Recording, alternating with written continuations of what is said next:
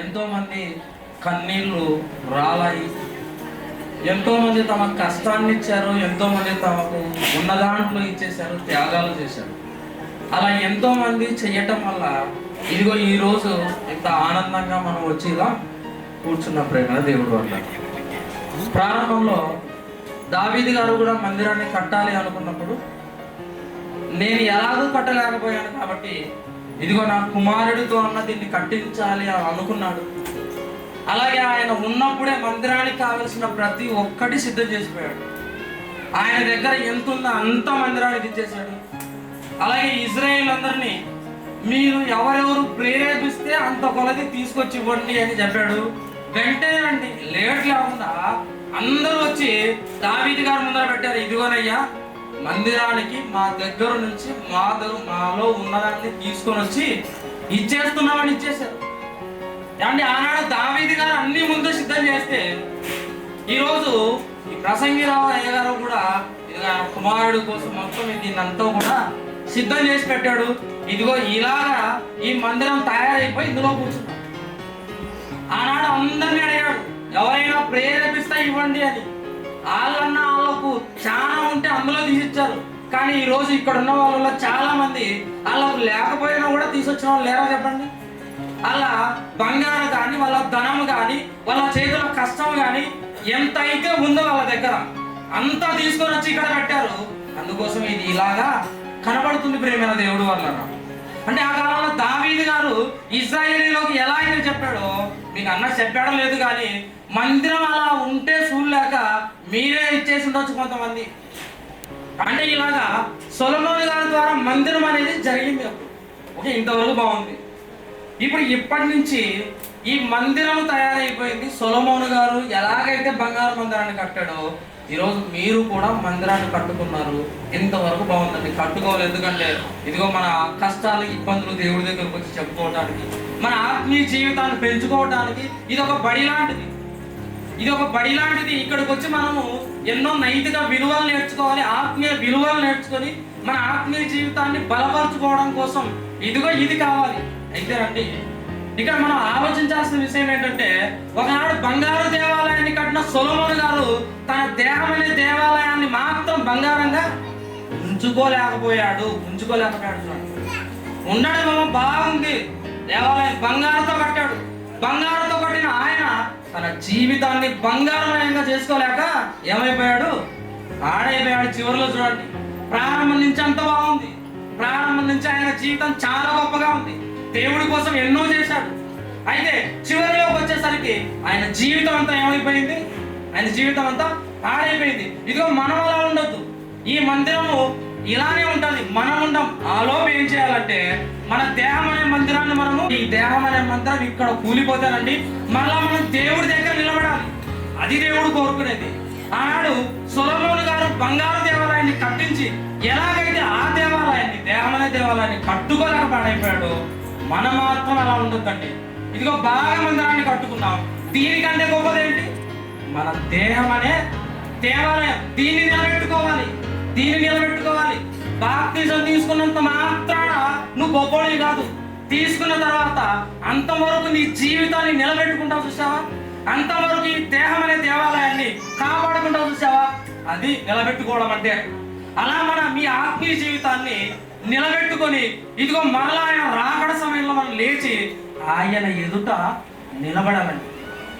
సొలొమోను గారు ఈ మందిరాన్ని పోగొట్టుకోవడానికి ఎన్ని అడ్డొచ్చాయి చూడండి. ఆయనకు సొంత భార్య ఏం చేశారు? ప్రేరేపించి దేవాలయాన్ని పడగొట్టారు. ఈరోజు నిన్ను కూడా పడగొట్టడానికి ఎంతో మంది అపవాది అనుచరులు ప్రేరేపిస్తూ ఉంటారు నిన్ను. నువ్వు ఆత్మీయంగా బతుకుతుంటే వాడు ఓర్చుకోలేడు, నువ్వు విశ్వాసిగా ఉంటాడు ఓర్చుకోలేడు, భయభక్తులు కలిగి ఉంటే అపవాది ఓర్చుకోలేడు. వాడు ఒకటి ఎవరిలో ఒకరిని పంపించాలి, ఆయన్ని ప్రేరేపించి ఆ దేవాలయాన్ని అపవిత్రంగా మార్చేసి పడగొట్టాలి. ఇది అపవాది తంత్రం. అందుకోసమే సొలొమోను గారి లాగా మనం ఉండకుండా అది మన సొంత వాళ్ళైనా ప్రేరేపించవచ్చు, బయట ఎవరైనా మనల్ని ప్రేరేపించవచ్చు, మన స్నేహితులైనా కూడా. ఇలా వాళ్ళు ప్రేరేపించినా కూడా మనం లోబడకుండా ఈ దేహం అనే దేవాలయాన్ని చక్కగా మనము నిలబెట్టుకోవాలండి. పునాది ఇదిగో దేవుడి వాక్యం చేత పునాది వేసుకొని ఆ వాక్యం చేత ఒక్కొక్క రాయిని ఒక్కొక్క రాయి నువ్వు కట్టుకుంటే సజీవం కలిగిన ఆ మందిరంలో ఒక రాయిగా నిలబడతావు. లేదంటే నిలబడ్డం అసాధ్యం. ప్రేమైన దేవుడు వల్ల గుర్తుపెట్టుకోండి. ఆయన పడిపోయిన తర్వాత ఒక దేహమైన దేవాలయం పడిపోయింది అని గుర్తు ఏంటంటే చివరిగా అనగారు వచ్చారు. ఏంటంటే సొలొమోను గారు తన దేహమైన దేవాలయాన్ని పడగొట్టుకున్న తర్వాత దేవుడు 2 సార్లు పిలుస్తాడండి. 2 సార్లు పిలిచినా కూడా ఆయన ఏం రెస్పాన్స్ ఉండదు, ఏ ఒక్క మాట కూడా మాట్లాడు. దేవుడు ఒకప్పుడు నేను పిలుస్తానని పలికాడు, కానీ ఇప్పుడేంటి దేవుడు నేను పిలుస్తున్నా కూడా నేను పలకలేదు అన్న ఆలోచన కూడా ఆయనకు రాలేదు. అలా పూర్తిగా తన దేహమైన దేవాలయాన్ని పాడు చేసుకున్నాడు ప్రియమైన దేవుడు అన్నాడు. ఈరోజు దేవుడు ఎన్నిసార్లు పిలిచాడు చెప్పండి? మిమ్మల్ని ఒకసారి పిలిచాడా? ప్రతిరోజు పిలుస్తూనే ఉంటాడు. నువ్వు 60 సంవత్సరాలు బతికితే 60 సంవత్సరాలు పిలుస్తూనే ఉంటాడు. 30 సంవత్సరాల 40 సంవత్సరాల ఎన్ని సంవత్సరాలు బతికితే అన్ని సంవత్సరాలు తన వాక్యం ద్వారా పిలుస్తూనే ఉన్నాడు. ఒరే ఎంతసేపు రా, ఎన్ని సంవత్సరాల ఈ తాగుడుతో నీ దేహాన్ని పోగొట్టుకుంటావు? ఎన్ని సంవత్సరాలు ఈ సిగరెట్తో నీ దేహాన్ని పోగొట్టుకుంటావు? ఎన్ని సంవత్సరాలు ఈ గంజాయితో పోగొట్టుకుంటావురా? ఎన్ని సంవత్సరాలు ఈ దేహాన్ని దేవుడు దేవాలయంగా అయితే తను పాడు చేసుకుంటావు? ఇప్పుడైనా నువ్వు పలకవా? ఇప్పుడైనా వెనక్కి తిరిగి రావా అని దేవుడు ప్రతిరోజు, ప్రతి గంట, ప్రతి నిమిషము నిన్ను పిలుస్తూనే ఉన్నాడు. ఎంతమంది రెస్పాండ్ అవుతున్నారు చెప్పండి? ఎంతమంది రెస్పాండ్ అవుతున్నారు? ఈ దేహం అనే దేవాలయాన్ని కాపాడుకోవాలి అంటే ఖచ్చితంగా నువ్వు ఈ గుడిలో, ఈ బడిలో దేవుడి వాక్యాన్ని నువ్వు నేర్చుకోవాల్సిందే. ఒకవేళ నేర్చుకోలేదా ఇది కూలిపోవడానికి సిద్ధంగా ఉంటుంది. అందుకోసం ఇక్కడికి వస్తేనే నువ్వు జ్ఞానవంతురాలిగా అవుతావు, జ్ఞానవంతుడిగా అవుతావు. జ్ఞానవంతురాలు తన ఇల్లును కట్టుకుంటాది, జ్ఞానవంతుడు తన ఇల్లును కట్టుకుంటాడు. ఒకవేళ ఈ బడిలోకి నువ్వు రాకపోతే నీ జ్ఞానం ఉండదు, ఆ అజ్ఞానం అన్నది చేరి ఉండే ఇండును కూడా పీకేసుకుంటావు, ఉండే ఇల్లు కూడా పోతుందండి. అందుకోసం ప్రేమ దేవుడు అన్నాడు. చాలా బాగా కట్టుకున్నారు. ఎంతో మంది కన్నీళ్ళు ఉన్నాయి, ఎంతో మంది తమ త్యాగాలు ఇచ్చేశారు. త్యాగాలు ప్రారంభ శతాబ్దంలో వాళ్ళు ఎన్నో ఇచ్చేశారండి. వాళ్ళ లేవిలో కలిమిలో ఇచ్చేశారండి. ఈరోజు మీరు కూడా ఇచ్చారు. ఇచ్చిన తర్వాత ఇదిగో మీ దేహమైన దేవాలయాన్ని దీనికంటే ఈ దేహమైన దేవాలయాన్ని చాలా బాగా సంరక్షించుకోండి, చాలా బాగా కట్టుకోండి. అప్పుడే అండి మనం దేవుడి దగ్గర నిలబడతాం ప్రేమైన దేవుడు అన్నారా. ఇదిగో ఈ లోకంలో ఈ దేహంతో అన్నిటినీ జయించిన వాడిని ఒక స్తంభంగా నిలబెడతానంటున్నాడు చూడండి. జయించిన వాడిని ఇదిగో ఈ లోకంలో ఒక్కొక్క దాంట్లో వాడి విజయాన్ని సాధిస్తే వాడిని అంత ఎత్తు పెట్టేసి ఏమంటారు? వీడు వెనక ఎంతో కష్టం ఉందంటాడు. వీడు ఇలా సాధించాలంటే ఎన్నో ఇబ్బందులు పడ్డాడు, తిండి తిప్పలు లేకుండా ఉన్నాడు అంటారు. ఇదిగో మనం దేవుడి కోసం ఈ దేహం అనే దేవాలయాన్ని కట్టుకున్నాం అనుకోండి, ఇదిగో దేవుడు స్తంభంలోగా నేను నిలబెడతాడు. ఆ పలక మీద ఆడి పేరు రాస్తానంటున్నాడు. ఈ దేహం అనే దేవాలయంతో నువ్వు శరీర కోరికలు జయిస్తే, దేహం అనే దేవాలయంతో మీ ఇష్టాన్ని మీరు నెరవేర్చుకోకుండా దేవుడి ఇష్టాన్ని నెరవేరిస్తే అక్కడ రాస్తానంటాడండి. ఎక్కడున్న వాళ్ళని చెప్పండి, గిన్నీస్ బుక్ లో రాస్తారు. గిన్నీస్ బుక్ లో అది ఎంతవరకు ఉంటుంది? ఈ లోకం ఉన్నంత వరకు ఉంటుంది, చెడిపోతుంది, పోతుంది. కానీ దేవుడు రాస్తున్న పలకమైన మన పేరు శాశ్వత అనంతకాలం ఉంటుందండి. అనంతకాలం. ఏ పేరు సంపాదించుకోవాలనుకుంటున్నావు, ఏ దేహాన్ని, ఏ దేవాలయాన్ని నిలబెట్టుకోవాలనుకుంటావో అది మీ చేతుల్లో ఉంది ప్రేమ దేవుడు అన్నాడు. కాబట్టి గుర్తుపెట్టుకోండి, ఈ కొద్ది నిమిషాలు ఈ వాక్యం. ఇదిగో ఈ దేహమైన దేవాలయానికి మనం ప్రాముఖ్యతనివ్వాలి, దీన్ని మనం కాపాడుకోవాలి. ఇందులో రండి, ఒకటి మనం ఏదన్నా పడితే చూస్తూ ఊరుకుంటాం చెప్పండి. దేవాలయంలో, ఈ గుళ్ళో అసలు నీట్గా లేకపోతే మనం ఓర్చుకోలేం. మన ఇండ్లు లాగా మనం వీలైపోయి అంతా క్లీన్ చేస్తాం చూడండి. అలాగే ఈ దేవాలయంలో కూడా ఎన్నో శరీర కార్యక్రమాలన్నీ దుమ్ము ధూళి శరీర కార్యక్రమాలని అలవాట్లు వచ్చి చేరుతున్నప్పుడు ఏం చేయాలి? క్లీన్ చేసుకునే బాధ్యత నీకుంది. దీనిపైన నీకు అంతే బాధ్యత ఉన్నప్పుడు, నశించిపోయి దీని మీద ఎంత ఉన్నప్పుడు, మనం నశించిపోయినా చచ్చిపోయినా తిరిగి రాస్తాం. దీనిపైన ఎంత శ్రద్ధ పెట్టాలి చెప్పండి? చాలా చాలా శ్రద్ధ పెట్టాలి ప్రేమైన దేవుడు అన్నారు. గుర్తుపెట్టుకుని యేసుక్రీస్తు వారు ఎలాగైతే కాపాడుకున్నారో తన దేహమైన దేవాలయాన్ని, మనం కూడా, నువ్వు కూడా, నేను కూడా అలాగే ఈ దేహమైన దేవాలయాన్ని కాపాడుకుని ఈ భూమి మీద పడిపోకుండా నిలబెట్టుకోవాలి. ఒకవేళ నువ్వు నిలబడాలని అనుకుంటున్నావా, పడిపోకుండా జాగ్రత్తగా చూసుకో. ఒకవేళ పడిపోయాను అనుకుంటున్నావా, నిలబడటానికి నువ్వు ప్రయత్నం చేయి. ఖచ్చితంగా ఇక్కడ నిలబడినవాడు అక్కడ నిలబడతాడు. కాబట్టి ఈ యొక్క అవకాశాన్ని నాకు ఇచ్చినందుకు మొట్టమొదటిగా దేవుడికి వందనాలు తెలియజేస్తున్నా. అలాగే సేవకులు ప్రసంగిరావు గారికి, అలాగే ప్రసాదన్న గారికి ప్రభు పేరిట వందనాలు తెలియజేస్తున్నాను. దేవుడితో వాక్యాన్ని దీవించును గాక. ఆత్మీయ దైవజనులు షాలేమన్ గారు, షాలిమరాజు గారు ఈ యొక్క కొద్ది నిమిషాలు 2 నిమిషాలు గ్రీటింగ్ చెప్పి అప్పుడు నాకే హృదయం నాకు సంతోషంగా ఉంటుంది. దయచేసి దైవసేవకు ఏ మాత్రం ఈ మాటను కాదనకుండా ఒక 2 నిమిషాలు మళ్ళా దైవసేవకు సమయం ఇవ్వాలని కోరుకుంటూ ఈ సమయాన్ని నా చేతికి అప్పచెప్తాను. సుమారు ఒక 20 సంవత్సరాలు పడుతున్నాను మన ఇద్దరికి. ఒక 20 సంవత్సరాల క్రితం ఏలూరు కరపత్రిక ద్వారా మేమిద్దరం పరిచయం అయ్యాము. ఆ రోజు నుండి ఈ రోజు వరకు అనేక స్థలాల్లో దేవుని చేతులు బలంగా వాడబడుతూ చక్కగా మంట కలిగి ఆయన మండుతూ మాలాంటి అనేక మందిని మండిస్తున్నటువంటి మంచి సేవకులు మరి పాల్ సంగీతరావు నాన్నగారు. వారికి నాకున్న ఈ యొక్క పరిచయంలో ఇన్ని సంవత్సరాల అనుబంధంలో నాన్నగారు ఒకటి అంటూ ఉంటాడు, నాన్న మా పాణింగి గ్రామం అంతా చీకట్లో ఉంది నాన్న, నామకార్థపు స్థితిలో ఉంది, మా గ్రామం రక్షించబడాలి, మా గ్రామంలో ఉన్నతమైన మందిరం కావాలి అని కోరేవాడు. రెండోది, నా కుమారులో ఎవడో ఒక్కడన్నా సేవకుడు కావాలి.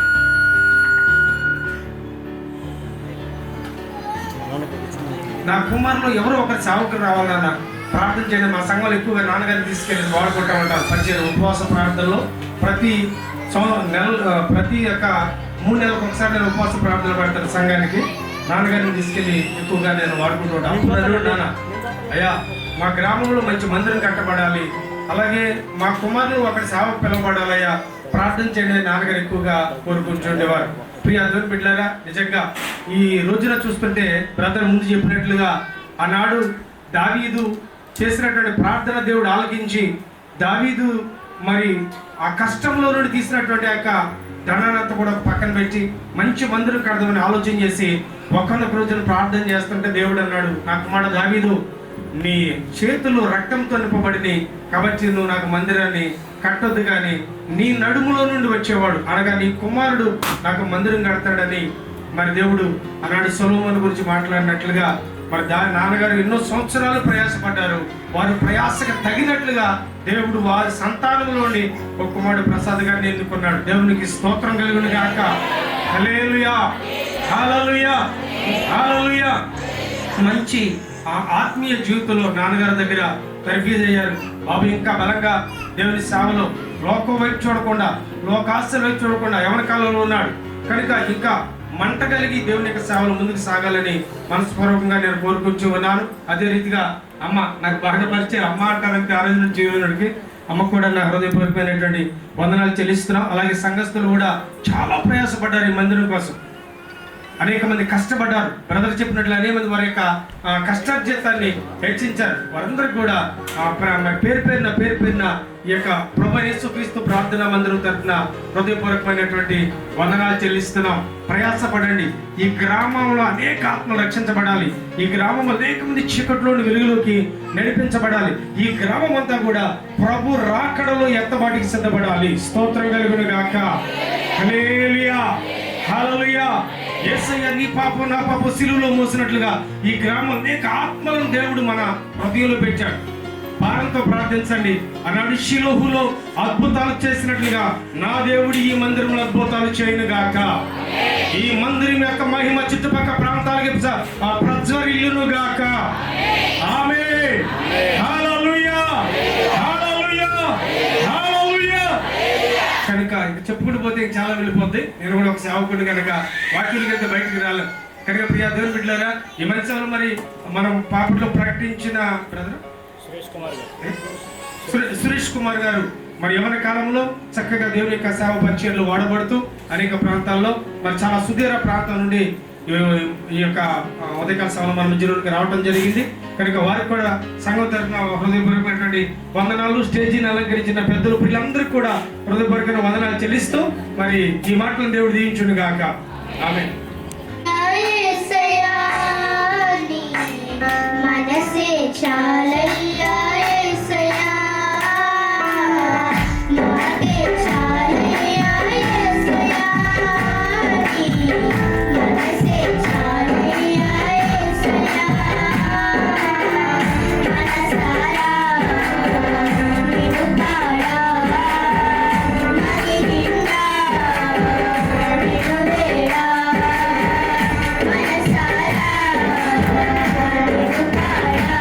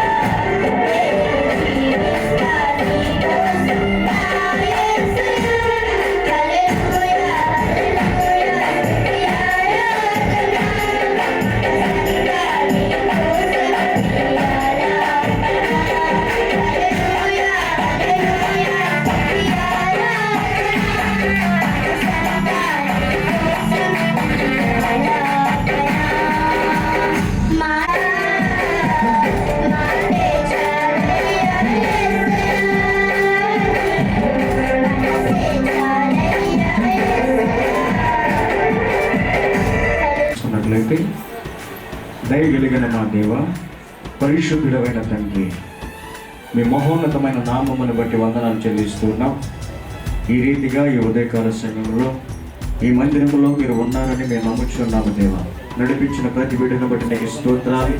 ఈ కార్యక్రమం అంతట్లో కూడా మీరు తోడుగా ఉన్నందుకు నీకు స్తోత్రాలు చెల్లిస్తున్నాం ప్రభువా. ఇదిగో వాక్యవర్తమానాల చేత, పాటల చేత నీ సన్నిధిలో పరిశుద్ధులను ధరించుకొని నా ప్రభు నిన్ను స్తుతించే అవకాశం ఇచ్చినందుకు నీకు స్తోత్రాలు చెల్లిస్తున్నాం ప్రభువా. ఇదిగో ఈ ఉదయకాల సమయంలో మీ ఆత్మ సంచారం మా మధ్యన ఉందని నా ప్రభు సేవకులు నిలబడి వాక్యాన్ని ప్రకటించుచుండగా మీ మాటల చేత ఊరడించి ఆయన ప్రతి ఒక్కరిని కూడా తాకి బలపరచమని ప్రార్థిస్తూ స్తుతిస్తూ ఈ కార్యక్రమం మిగిలినంతా కూడా నీ నామ మహిమార్థమై మర్యాదగా క్రమంగా జరిగించమని యేసయ్య నామమున ప్రార్థించి స్తుతించి వేడుకుంటున్నాం మా పరమ తండ్రి, ఆమేన్.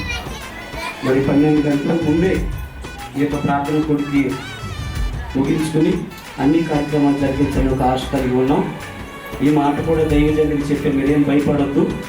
అట్టి విధంగానే దైవ సేవకు సమయానుకూలంగా ఈ యొక్క ప్రసంగాన్ని మీ అందరికీ క్లుప్తంగా మరి అందజేస్తారు కనుక అందరూ కూడా ఈ వాక్యాన్ని శ్రద్ధగా విని ఈ వాక్యం ద్వారా ఏదైనా మన జీవితంలో ఇంకా సరిదిద్దుకోవాల్సింది కానీ ఆత్మీయ జీవితంలో ఎదగవలసింది ఏదైనా ఉన్నట్లయితే దైవ సేవకులు మాట్లాడుతూ ఉండగా మరి దైవ సేవకులు నిలబడుతుండగా పరిశుద్ధాత్మ దేవుడు మాట్లాడుతున్నారు కనుక మనందరూ కూడా శ్రద్ధగా ఈ మాటలు వినాలని ఈ యొక్క సమయాన్ని మరి మన మధ్య ఉన్నటువంటి బ్రదర్ సురేష్ కుమార్ గారికి అప్పచెప్తాం.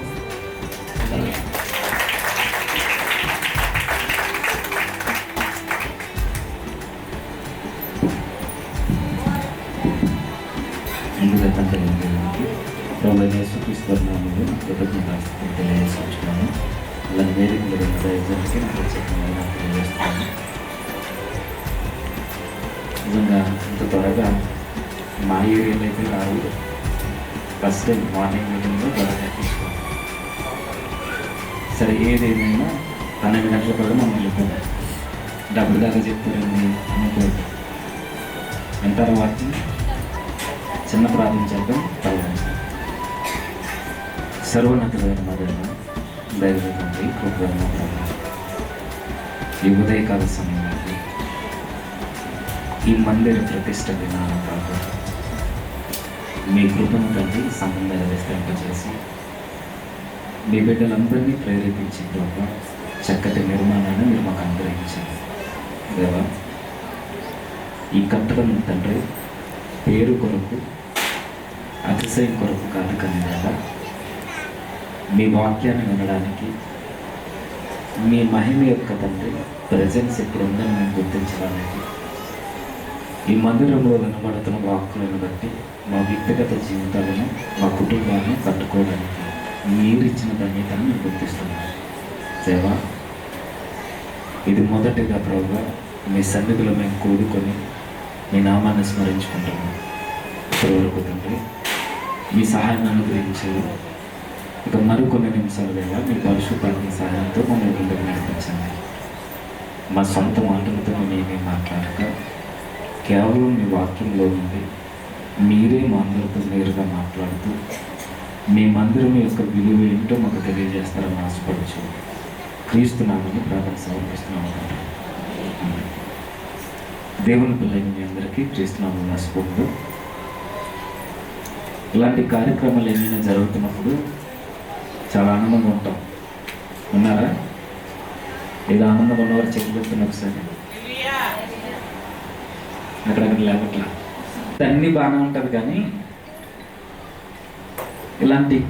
ఇలాంటి వాతావరణంలో లేదా పండగ వాతావరణంలో ఇలాంటి కార్యక్రమాలు జరుగుతున్నప్పుడు ఒక గంట ఒక బోరింగ్ సబ్జెక్ట్ ఉంటుంది.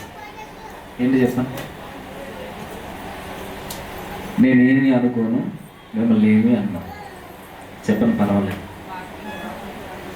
నాకు కొంచెం చెవులు వినబడు కాబట్టి ఏం చేయాలి? గట్టిగా చెప్పాలి.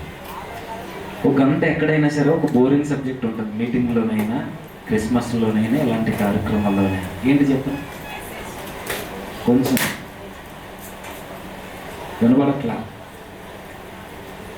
నేను ముందే చెప్తున్నానండి, మీరు త్వరగా చెబితే గంటలోపు అయిపోద్ది. లేదంటే 1 గంట అయిపోతుంది. చెప్పండి మీ ఇష్టం. ఈ గంట మెసేజ్ చెప్పడానికి నేను 4 గంటలు జర్నీ చేసుకున్నాను సార్. 4 గంటలు నాన్ స్టాప్ కారు పోతే 4 గంటలు కాకినాడ నుంచి. కాబట్టి మీరు త్వరగా స్పందించలేదు అనుకోండి, తర్వాత మీ ఇష్టం. ఏంటది, 1 గంట బోరింగ్ సబ్జెక్ట్ ఉండదు, పెద్ద ఇంట్రెస్ట్ ఉండదు. అది కొంచెం గట్టిగా సిగ్గట్లేదా? సరే, వాక్యమే. కాకపోతే ఎందుకు వాక్యం మనకి ఇంట్రెస్ట్గా ఉంటుందంటే మనకు అలా అలవాటు అయిపోయింది. విని విని విని విని నిర్లక్ష్యం వచ్చింది. అలానే ఈ సంఘంలో ఉందని నేను చెప్పట్లేదు, యావత్ క్రిస్టియానిటీకి ఇలా అలవాటు అయిపోయింది. సరే, ఏది ఏమైనా భరించండి. జస్ట్ 45 నిమిషాలు, పావు తక్కువ 12 అయింది. క్షమించండి, 11 పావు అయింది. 12 గంటలకల్లా ఉంటాను. దీనిలోకైనా వెళ్ళగలరా? చేతులు ఎత్తండి. ఇదే మాట 12 గంటలు వెళ్తున్నాను. సరే, బైబిల్లో మందిరాన్ని గురించిన వివరణలో చాలా ప్రత్యేకత ఉంది. ఇది మందిర ప్రతిష్ఠ దినం కాబట్టి దీనికి సంబంధించి అసలు మందిరం అంటే ఏంటో, మందిరానికి మనం ఎలాంటి విలువనివ్వాలో, ఒకవేళ ఇవ్వకపోతే మన జీవితాలు ఎలా కొలాప్స్ అవుతాయో 10 నిమిషాలు మనం ఆలోచించాలి. అందరం క్రైస్తవులమే కదా? క్రైస్తవులమే. సరే, దేవుని మందిరము అనగానే కట్టడ అని అయితే నేను అన్నాను. దేవుని మందిరం అనగానే ఇలాంటి నిర్మాణాలు అంటే నేను కాదు, బైబిల్ కూడా ఒప్పుకోదు. అలాని నిర్మాణాలకి కట్టడలకి ప్రాముఖ్యత లేదంటే అది కాదు నా ఉద్దేశం. దేవుని మందిరానికి చూచాయిగా చాలా వస్తువులు కనబడతాయి. అన్నిటి కొరకు కాదు, కానీ బైబిల్లో దేవుని సన్నిధికి, ఆయన మహిమకి, ఆయన తేజస్సుకి, ఆయన ప్రత్యక్షతకి ఒక ముంగుర్తు ఒకటి ఉంది. అదేంటి చెప్పండి? నేను అడుగుతున్న దానికి మీరు కరెక్ట్గా చెప్పారనుకోండి, గిఫ్ట్ ఇస్తాను. ఓకేనా? మీరు ఎవరు మాట్లాడదు సార్. మీరు ఎవరు కుర్చీలో కూర్చున్న వాళ్ళు ఎవరు మాట్లాడదు. చెప్పాలి. గుండె అయింది తెలుసా? గుండె అయింది. లలిత జ్యువెలర్స్ తెలుసా? ఏమంటాడైనా ఎన్నో ముంగుర్తులు ఉన్నాయి. కానీ మందిరానికి సంబంధించి ఒక ప్రత్యేకమైన చూచాయి బైబిల్లో కనబడుతుంది. అదేంటి చెప్తాను. ఇంకా పాత నిబంధనలో వెరీ గుడ్ మందసం పాస్కరిస్తారు. దేవుని మందసం ఎంతమంది అన్నారు పేరు? సరే, దేవుని మందసం అనగానే అది ఒక చెక్కతో చేయబడిన ఆకారం, అనగా ఒక బాక్స్ రూపంలో ఉంటుంది. దాన్ని మోయడానికి ఒక 2 కర్రలు ఇలా ఉండి, మనకి పల్లకీలు తెలుసు కదా, పల్లకీలు అప్పుడప్పుడు మన సంబరాల్లో మోస్తూ వస్తుంటారు కదా, అవి తెలుసా? ఆ కల్చర్ ఎక్కడదో కాదు, ఆ ఇజ్రాయేల్ భూభాగం నుండి దిగుమతి అయిందే. సరే, పక్కన పెడదాం. ఈ దేవుని మందసం ఏదైతే ఉందో ఇది దేవుని సన్నిధికి ప్రతీక. దేవుని మందిరానికి, ఆయన మహిమకి, ఆయన తేజస్సుకి ముంగుర్తు. ఈ మందసం యొక్క ప్రాముఖ్యత ఎంత ఘనమైనదంటే జస్ట్ మీకు బైబిల్ యొక్క హిస్టరీ టూబీగా చెప్తాను, మీరు ఆలోచన చేయాలి. దేవుడు తన చేతులారా మానవుని కలుగు చేసుకొని తనతో సహవాసంలో ఉండడానికి ఈ మనిషిని పుట్టించాడు దేవుడు, ఆదాముని అవ్వని. పుట్టించిన తర్వాత దేవుడు చెప్పాడు, ఆదాము అవ్వ మీరు ఎక్కడికైనా వెళ్ళండి, ఎలా అయినా ఉండండి, ఎక్కడైనా తిరగండి, ఏదైనా తినండి, ఏదైనా చేయండి, కానీ ఒక్కటి మాత్రం చేయొద్దు. ఏంటది? నా ఆజ్ఞను అతిక్రమించి నేను చెయ్యొద్దన్న పని మీరు చేయొద్దు. ఆ పండు జోలికి పోవద్దంటే ఆదాము ఏం చేశాడు? అదే అవ్వమ్మ ఆదాము ఏం చేశారు? దేవుడు ఏదైతే వద్దన్నాడో అది చేశాడు. అంతేనా? పండు తెంచడం, కాయగూరలు కూడా ఇది పక్కన పెట్టండి. దేవుడు ఏదైతే వద్దన్నాడో అది చేశాడు. అవునా? ఆ రోజు ఆదామే కాదు, కానీ ఈరోజు మనం కూడా అంతే. ఈరోజు మనం పెద్ద భక్తిపరులాగా ఆదామని తెగ తిట్టుకుంటాం. అవ్వమ్మ ఆ రోజు అలా చేయకుండా ఉంటే బాగుందని మనం అనుకుంటాం. కానీ జస్ట్ ఒకసారి మనం ఆలోచించండి, అదే ప్లేస్లో మనం ఉంటే మనం తెంపమా? అవ్వమ్మ ఆదాము లేదా వీరు కొన్ని పండ్లే తెంచారేమో, మనమైతే మొత్తం ఏరులోంచి పీక్కుపోతాం చెట్లు. అవునా? నిజమే. లేదంటే నేను చాలా భక్తి పరులం అంటే జస్ట్ చిన్న క్వశ్చన్ అడిగితే మీరు ఆన్సర్ చేయండి. దేవుడు ఏదైతే వద్దన్నాడో అది చేశాడు ఆదాము. ఈరోజు మనం కూడా చేయట్లేదంటే దేవుడు చాలా వద్దన్నాడు మనల్ని. బూతులు మాట్లాడొద్దన్నాడు. ఏం చేస్తాం చెప్పండి?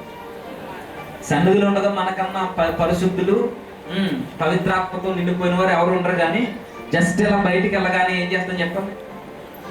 ఇలా ముసిగేసిందే ఇలా దోపి చేతిలో బైబిల్ ఉంది కాబట్టి బతికిపోయావు అంతమ్మా. అవునా? మన మాటలు ఎలా ఉంటాయి మనకు తెలుసు. మరి దేవుడు సరసోక్తులు కానీ బూతులు కానీ మన నోట పలకొద్దన్నాడు. ఈ విషయంలోనే మనం ఓడిపోతే ఇంకా ఎన్నో విషయాలు ఉన్నాయి. కోపం చూపొద్దన్నాడు. ఎలా ఉంటుంది చెప్పండి?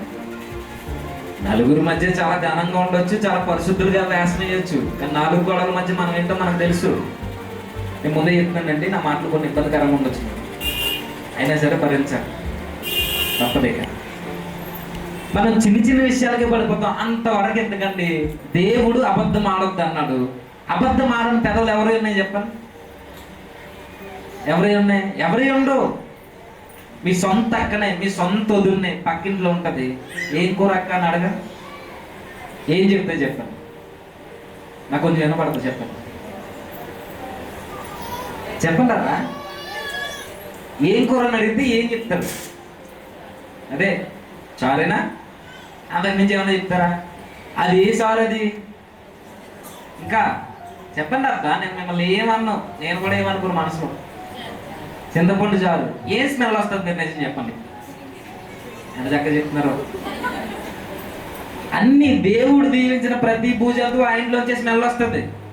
చారని కూర దగ్గర అబద్ధం ఆడేస్తున్నాం అంటే అదే ఆదాం ప్లేస్లో మనం ఉంటే వేరులతో పీకేద్దాం చట్నీ.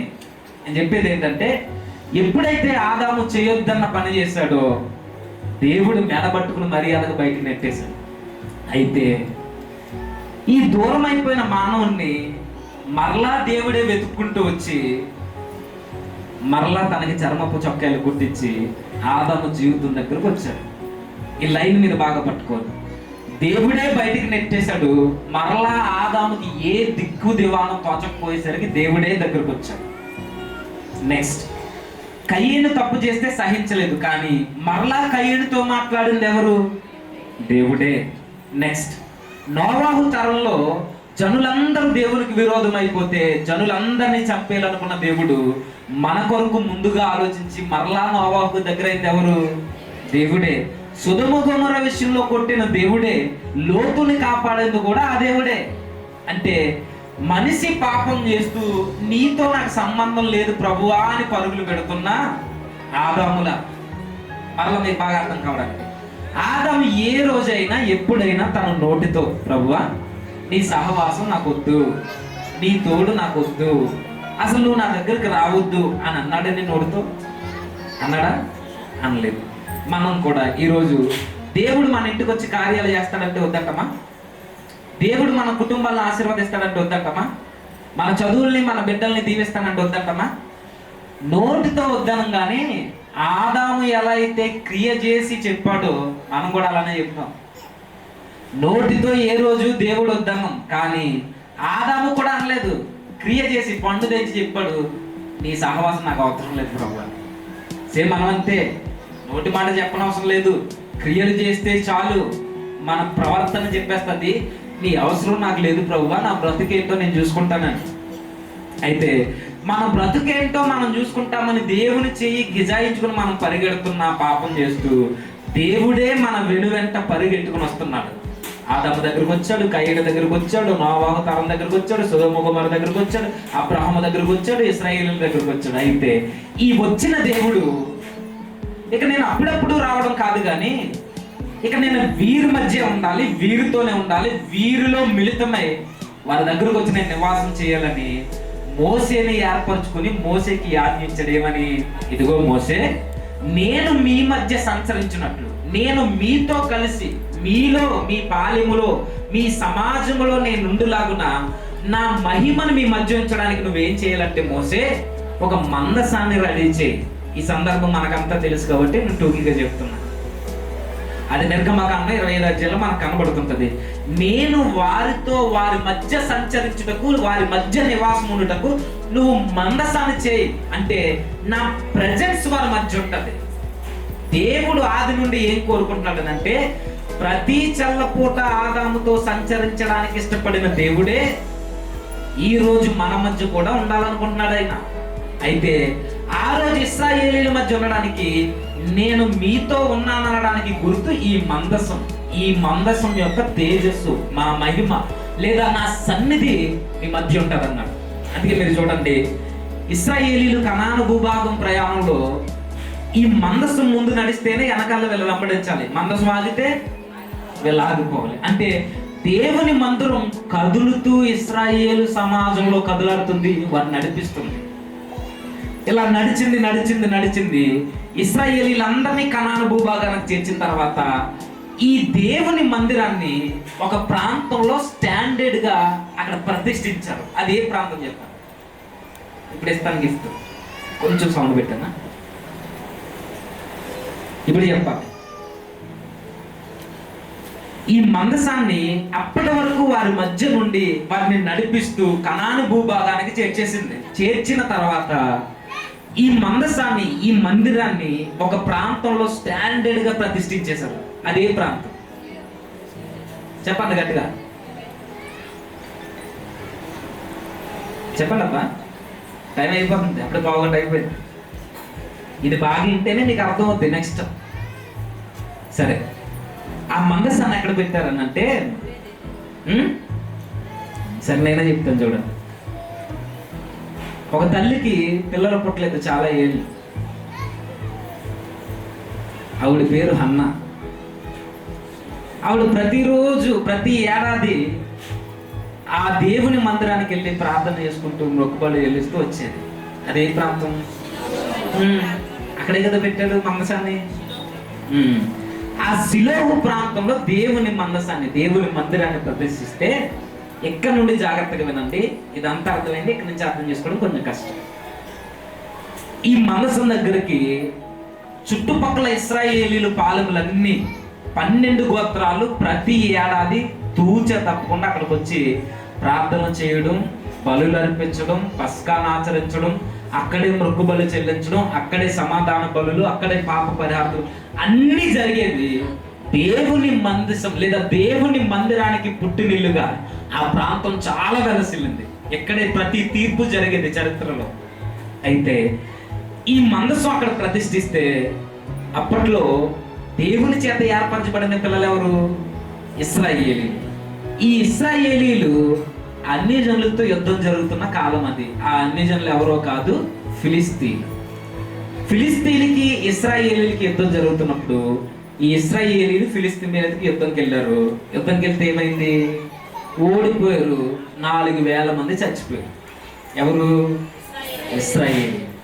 4,000 మంది చచ్చిపోతే రొమ్ములు బాదుకుంటూ ఏడ్చుకుంటూ మరలా సమాజంలోనికి వచ్చేసి, మేము ఓడిపోవడానికి కారణం ఏంటి, మేము ఎందుకు ఇలాగయ్యింది అని దేవుని దగ్గరికి వెళ్ళి మొరపెట్టడం పోయి వీళ్ళు ఏడుస్తూ ఏం చేశారంటే ఒక తప్పుడు నిర్ణయం తీసుకున్నారు. ఏంటది?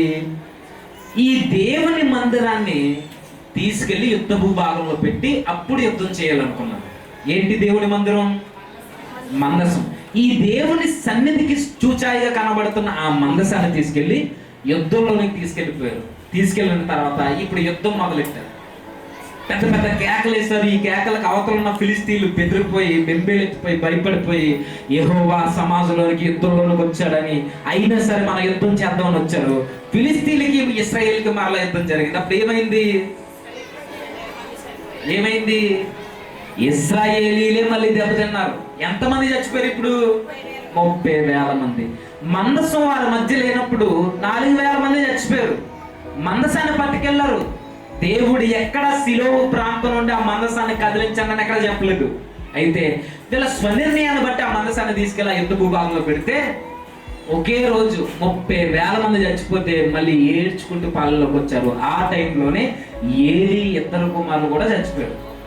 ఏలీ గారు తెలుసు కదా, హోప్ని ఫినెహాసులు గారు కూడా ఆ యుద్ధంలోనే చచ్చిపోయారు. ఆ టైంలోనే ఏలీ గారు కూడా చచ్చిపోయారు. చచ్చిపోయిన తర్వాత ఈ మందసాన్ని యుద్ధ భూభాగంలో ఉండిపోయింది కదా, ఈ మందసాన్ని ఫిలిస్తీన్లు అట్టుకుపోతే ఈ మాట విని చచ్చిపోయి ఏలి. ఇప్పుడు ఈ మందసం ఎక్కడ ఉంది?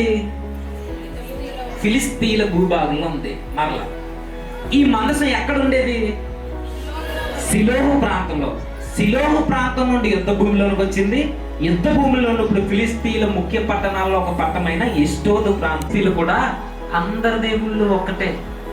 ఏ దేవుణ్ణి నమ్మినా, ఏ దేవునికి మొక్కినా చేరే ప్రార్థన ఆ దేవునికే. ఏ దేవునికి తెలియదు. సేమ్ ఫిలిస్తీన్లు అంతే. తెలుగులో నీళ్ళు అంటాం, ఇంగ్లీష్లో వాటర్ అంటాం, హిందీలో ఏమంటాం? పానీ అంటాం. ఇప్పుడు పానీ అన్నా, వాటర్ అన్నా, నీళ్ళు అన్నా ఏంటి? ఇవే. అలానే ఎవరు ఏ దేవుని మొక్కునా ఏం చేసినా పెట్టిదంతా ఎవరికి? ఎక్కడుంది? నువ్వు దీనికి సింక్ చేస్తావు, దేవునికి సింక్ అవుద్దా? ఆయన మానాన్నే ఈయన మానాన్ని, ఈయన మానాన్ని అంటే ఎలా ఉంటుంది?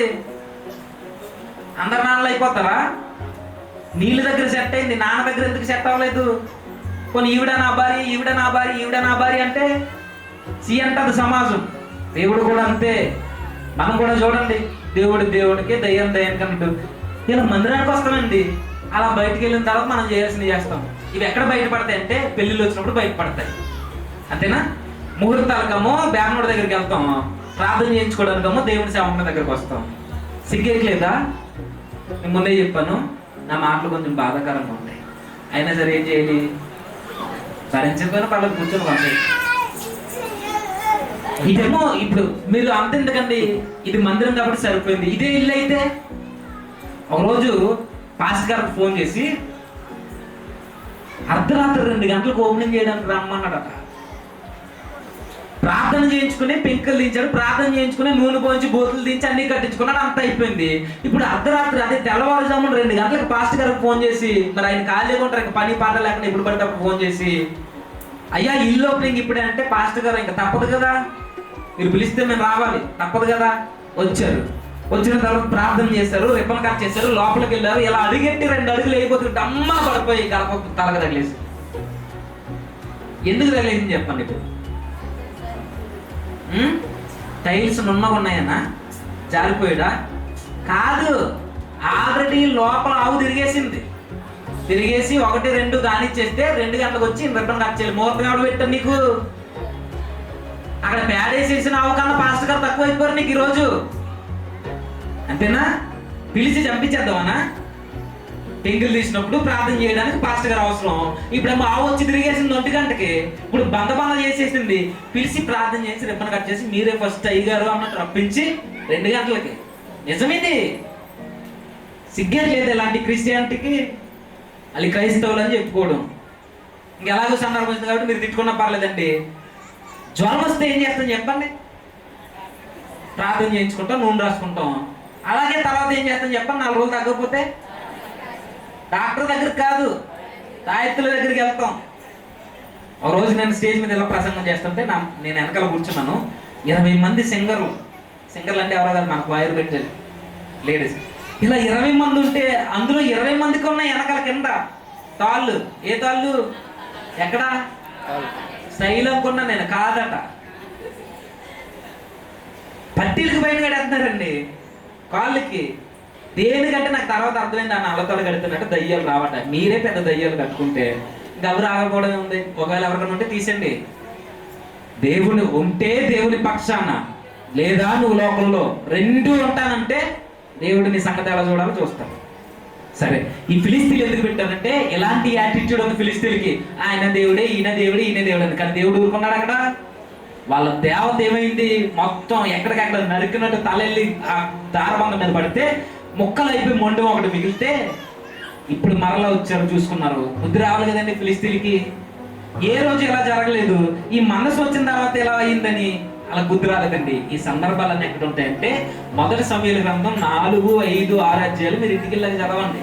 ఆయన సరిపోదు. ఇప్పుడు ఇలా జరుగుతుంది. ఆ మొండి ఉంటే ఇలా సిగ్గు రాలేదు. సిగ్గు రాకుండా సర్లే ఏదో అయ్యిందిలే అని అనుకున్నారు. అయితే ఒక ఆలోచన వచ్చింది. ఇలా జరగడానికి కారణం ఏంటంటే ఈ మందసం రావడమే. ఈ మందసం ఇశ్రాయేలీలు భూభాగంలో ఉండాలి, కానీ ఇప్పుడు మనం తెచ్చిపెట్టుకున్నాం. ఇది మనకు మంచిది కాదని ఈ ఎస్టోదు ప్రాంతంలోని మందసాన్ని ఆ ఫిలిస్తీన్ల ముఖ్య నగరాలు 5 నగరాలు ఉంటే అందులో రెండో పట్టణం ఎక్రోనికి దీన్ని పంపించారు. ఎక్కడి నుండి ఎక్కడికి మర్చిపోద్దు, సిలోహు నుండి యుద్ధ భూమిలో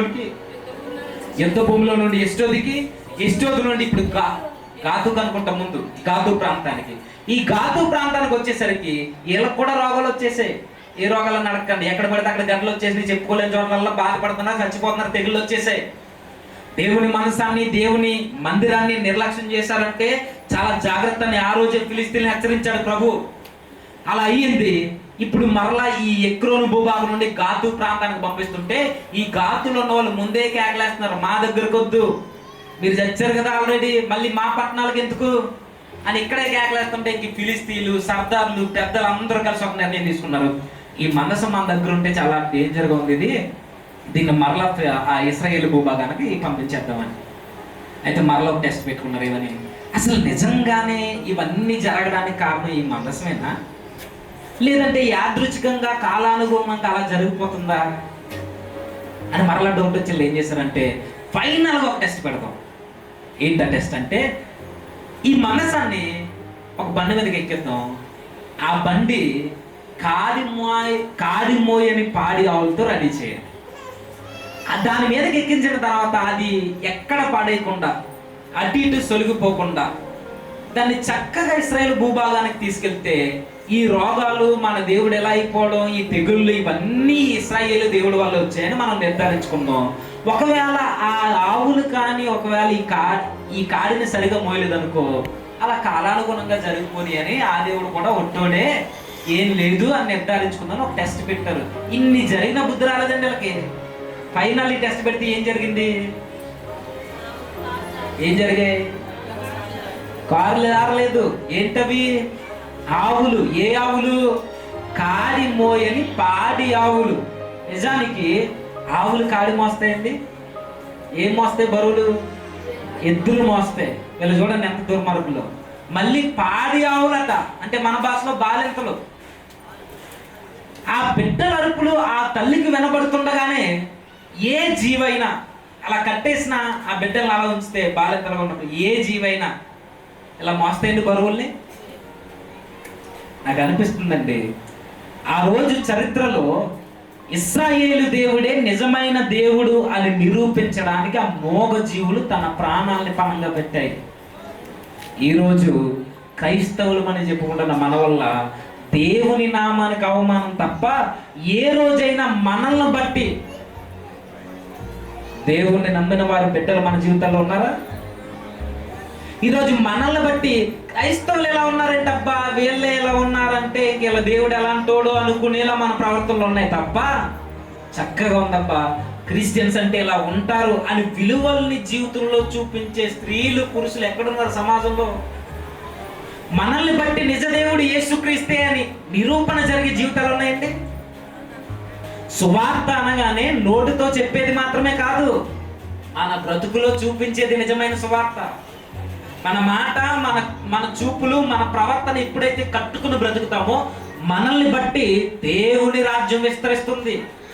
అంతేగాని మనం ఎలా పడితే అలా బ్రతికేసి ఇక్కడ ఉన్నంతసేపు భక్తుల్లో బ్రతికి బయటికి వెళ్ళిన తర్వాత ఇష్టం వచ్చినట్టు బ్రతుకున్నాం అనుకోండి, వీళ్ళంటే అబ్బా ఇలా ఉన్నారు, వీళ్ళు ఇలానే ఉన్నారంటే వీళ్ళ దేవుడు ఎలాంటోడు అని ఖచ్చితంగా అనుకుంటారు. ఇప్పుడు తాగేసిన కొడుకులు రోడ్డు మీద తిరుగుతూ కాళ్ళలో పడిపోయి అటు ఇటు వెళ్ళిపోతున్న ఆడపిల్లలు ఏడిపిస్తున్నారు అనుకోండి, ఏమంటారు చెప్పండి? ఈడే ఎలా ఉన్నాడంటే ఇలా అలాంటోడు అంటారా అనరా? ఇప్పుడు కొత్తగా కోడలు పెళ్ళి వెళ్ళింది అనుకోండి, అక్కడికి వెళ్ళిన తర్వాత ఏ పని చేయకుండా తినేసి తొమ్మిది ఎప్పుడో 11 గంటలు వేస్తుంది అనుకోండి, ఈవిడ ఎలా ఉందంటే వీళ్ళ అమ్మ ఎలాంటిదో అంటారా అనరా? ఇప్పుడు మన తల్లిదండ్రుల్ని మన ప్రవర్తన బట్టి అంటే మనం నమ్ముకున్న దేవుణ్ణి మన ప్రవర్తన బట్టి నిందించరా? దేవుడు అన్నాడు డైరెక్ట్ గా, నా నామం అన్యజనుల మధ్య దూషింపబడడానికి కారణం ఎవరో కాదు, మీరే, మనమే. ఆ రోజు మోగజీవులు నిరూపించినాయండి దేవుని మనసాన్ని మోసి. ఆ పాడియావులు, కాడి అలవాటు లేని పాడియావులు నిజదేవుడు యెహోవాని నిరూపించే ఈరోజు మోగజీవుల కన్నా శ్రేష్టమైన వారు, ఈరోజు నిజదేవుని రక్షకునిగా కలిగిన వారు. ఈరోజు మన బ్రతుకులను బట్టి దేవుని నిరూపణ జరిగే జీవితాలు లేవు. అయితే ఎప్పుడైతే వెళ్ళింది మందసం ఎక్కడికి, ఈ ఎక్రోను భూభాగం నుండి, ఈ గాతు భూభాగం నుండి, ఫిలిస్తీన్ల భూభాగం నుండి ఇప్పుడు ఎక్కడికి వెళ్ళింది? బేత్షెమెషు ప్రాంతం, ఇశ్రాయేలు భూభాగమైన యెహోషువ పొలం దగ్గర ఉన్న ఆ బేత్షెమెషు ప్రాంతానికి వెళ్ళింది. యెహోషువ అనగానే మళ్ళీ ఆ యెహోషువ అనుకోండి, ఆయన వేరు ఈయన వేరు. ఈ యెహోషువ పొలం ఆ బేత్షెమెషు ప్రాంతంలో ఉంటే అక్కడికి వచ్చి ఆగిందండి. ఇదంతా ఫిలిస్తీన్లు చూసుకున్నారు, నిజమే ఇవన్నీ జరగడానికి యెహోవాయే కారణం అనుకుని నోరు మూసుకుని వెళ్ళిపోయారు. ఇక్కడ ఏం జరుగుతుందంటే, ఈ బేత్షెమెషు ప్రాంతంకి వచ్చిన తర్వాత ఫిలిస్తీన్లు అందరూ చాలా ఆనందపడ్డారు, వచ్చారు, చూశారు. ఈ ప్రాంతాన్ని మీరు జాగ్రత్తగా గుర్తుపెట్టుకోండి, ఏ పేరు?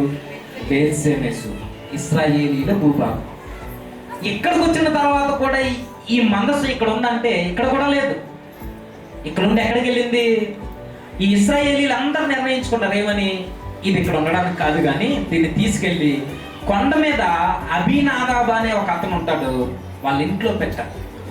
బాయిలా యెహూదా అనే ఆ ప్రాంతం లేదా కిరియత్యారీము అనే ప్రాంతానికి ఈ బేత్షెమెషు ప్రాంతం నుండి ఆ కొండ మీద ఉన్న ఇంట్లోకి వెళ్ళింది. ఆ ఇంటి పేరు, ఆ ఇంటి యజమాని ఎవరు?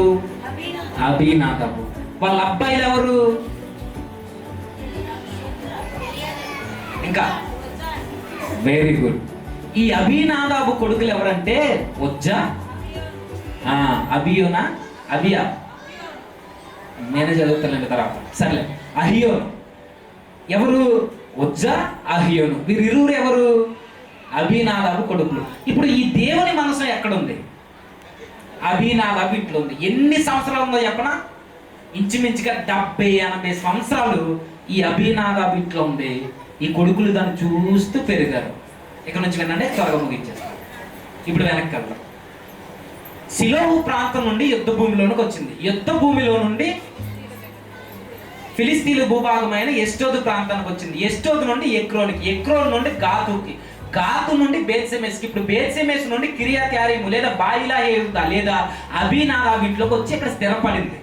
ఎన్ని సంవత్సరాలు? చరిత్రకారులు అంచనా ఇంచుమించుగా 70-80 సంవత్సరాలు. ఇన్ని సంవత్సరాల తర్వాత ఇప్పుడు రాజులు మారిపోయారు. సౌలు చనిపోయాడు. ఇప్పుడు దావీదు గారు చివరి స్మరణాంకంలో వచ్చాడు.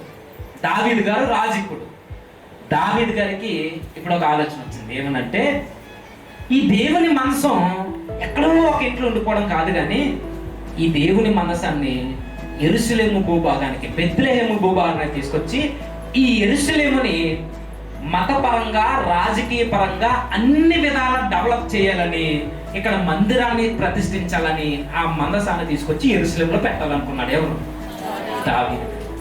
ఇప్పుడు ఈ అబీనాదాబు ఇంట్లో నుండి తీసుకురావడానికి దావీదు గారు 30,000 మంది శూరులు వేసుకొని బయలుదేరాడు. ఎక్కడికి?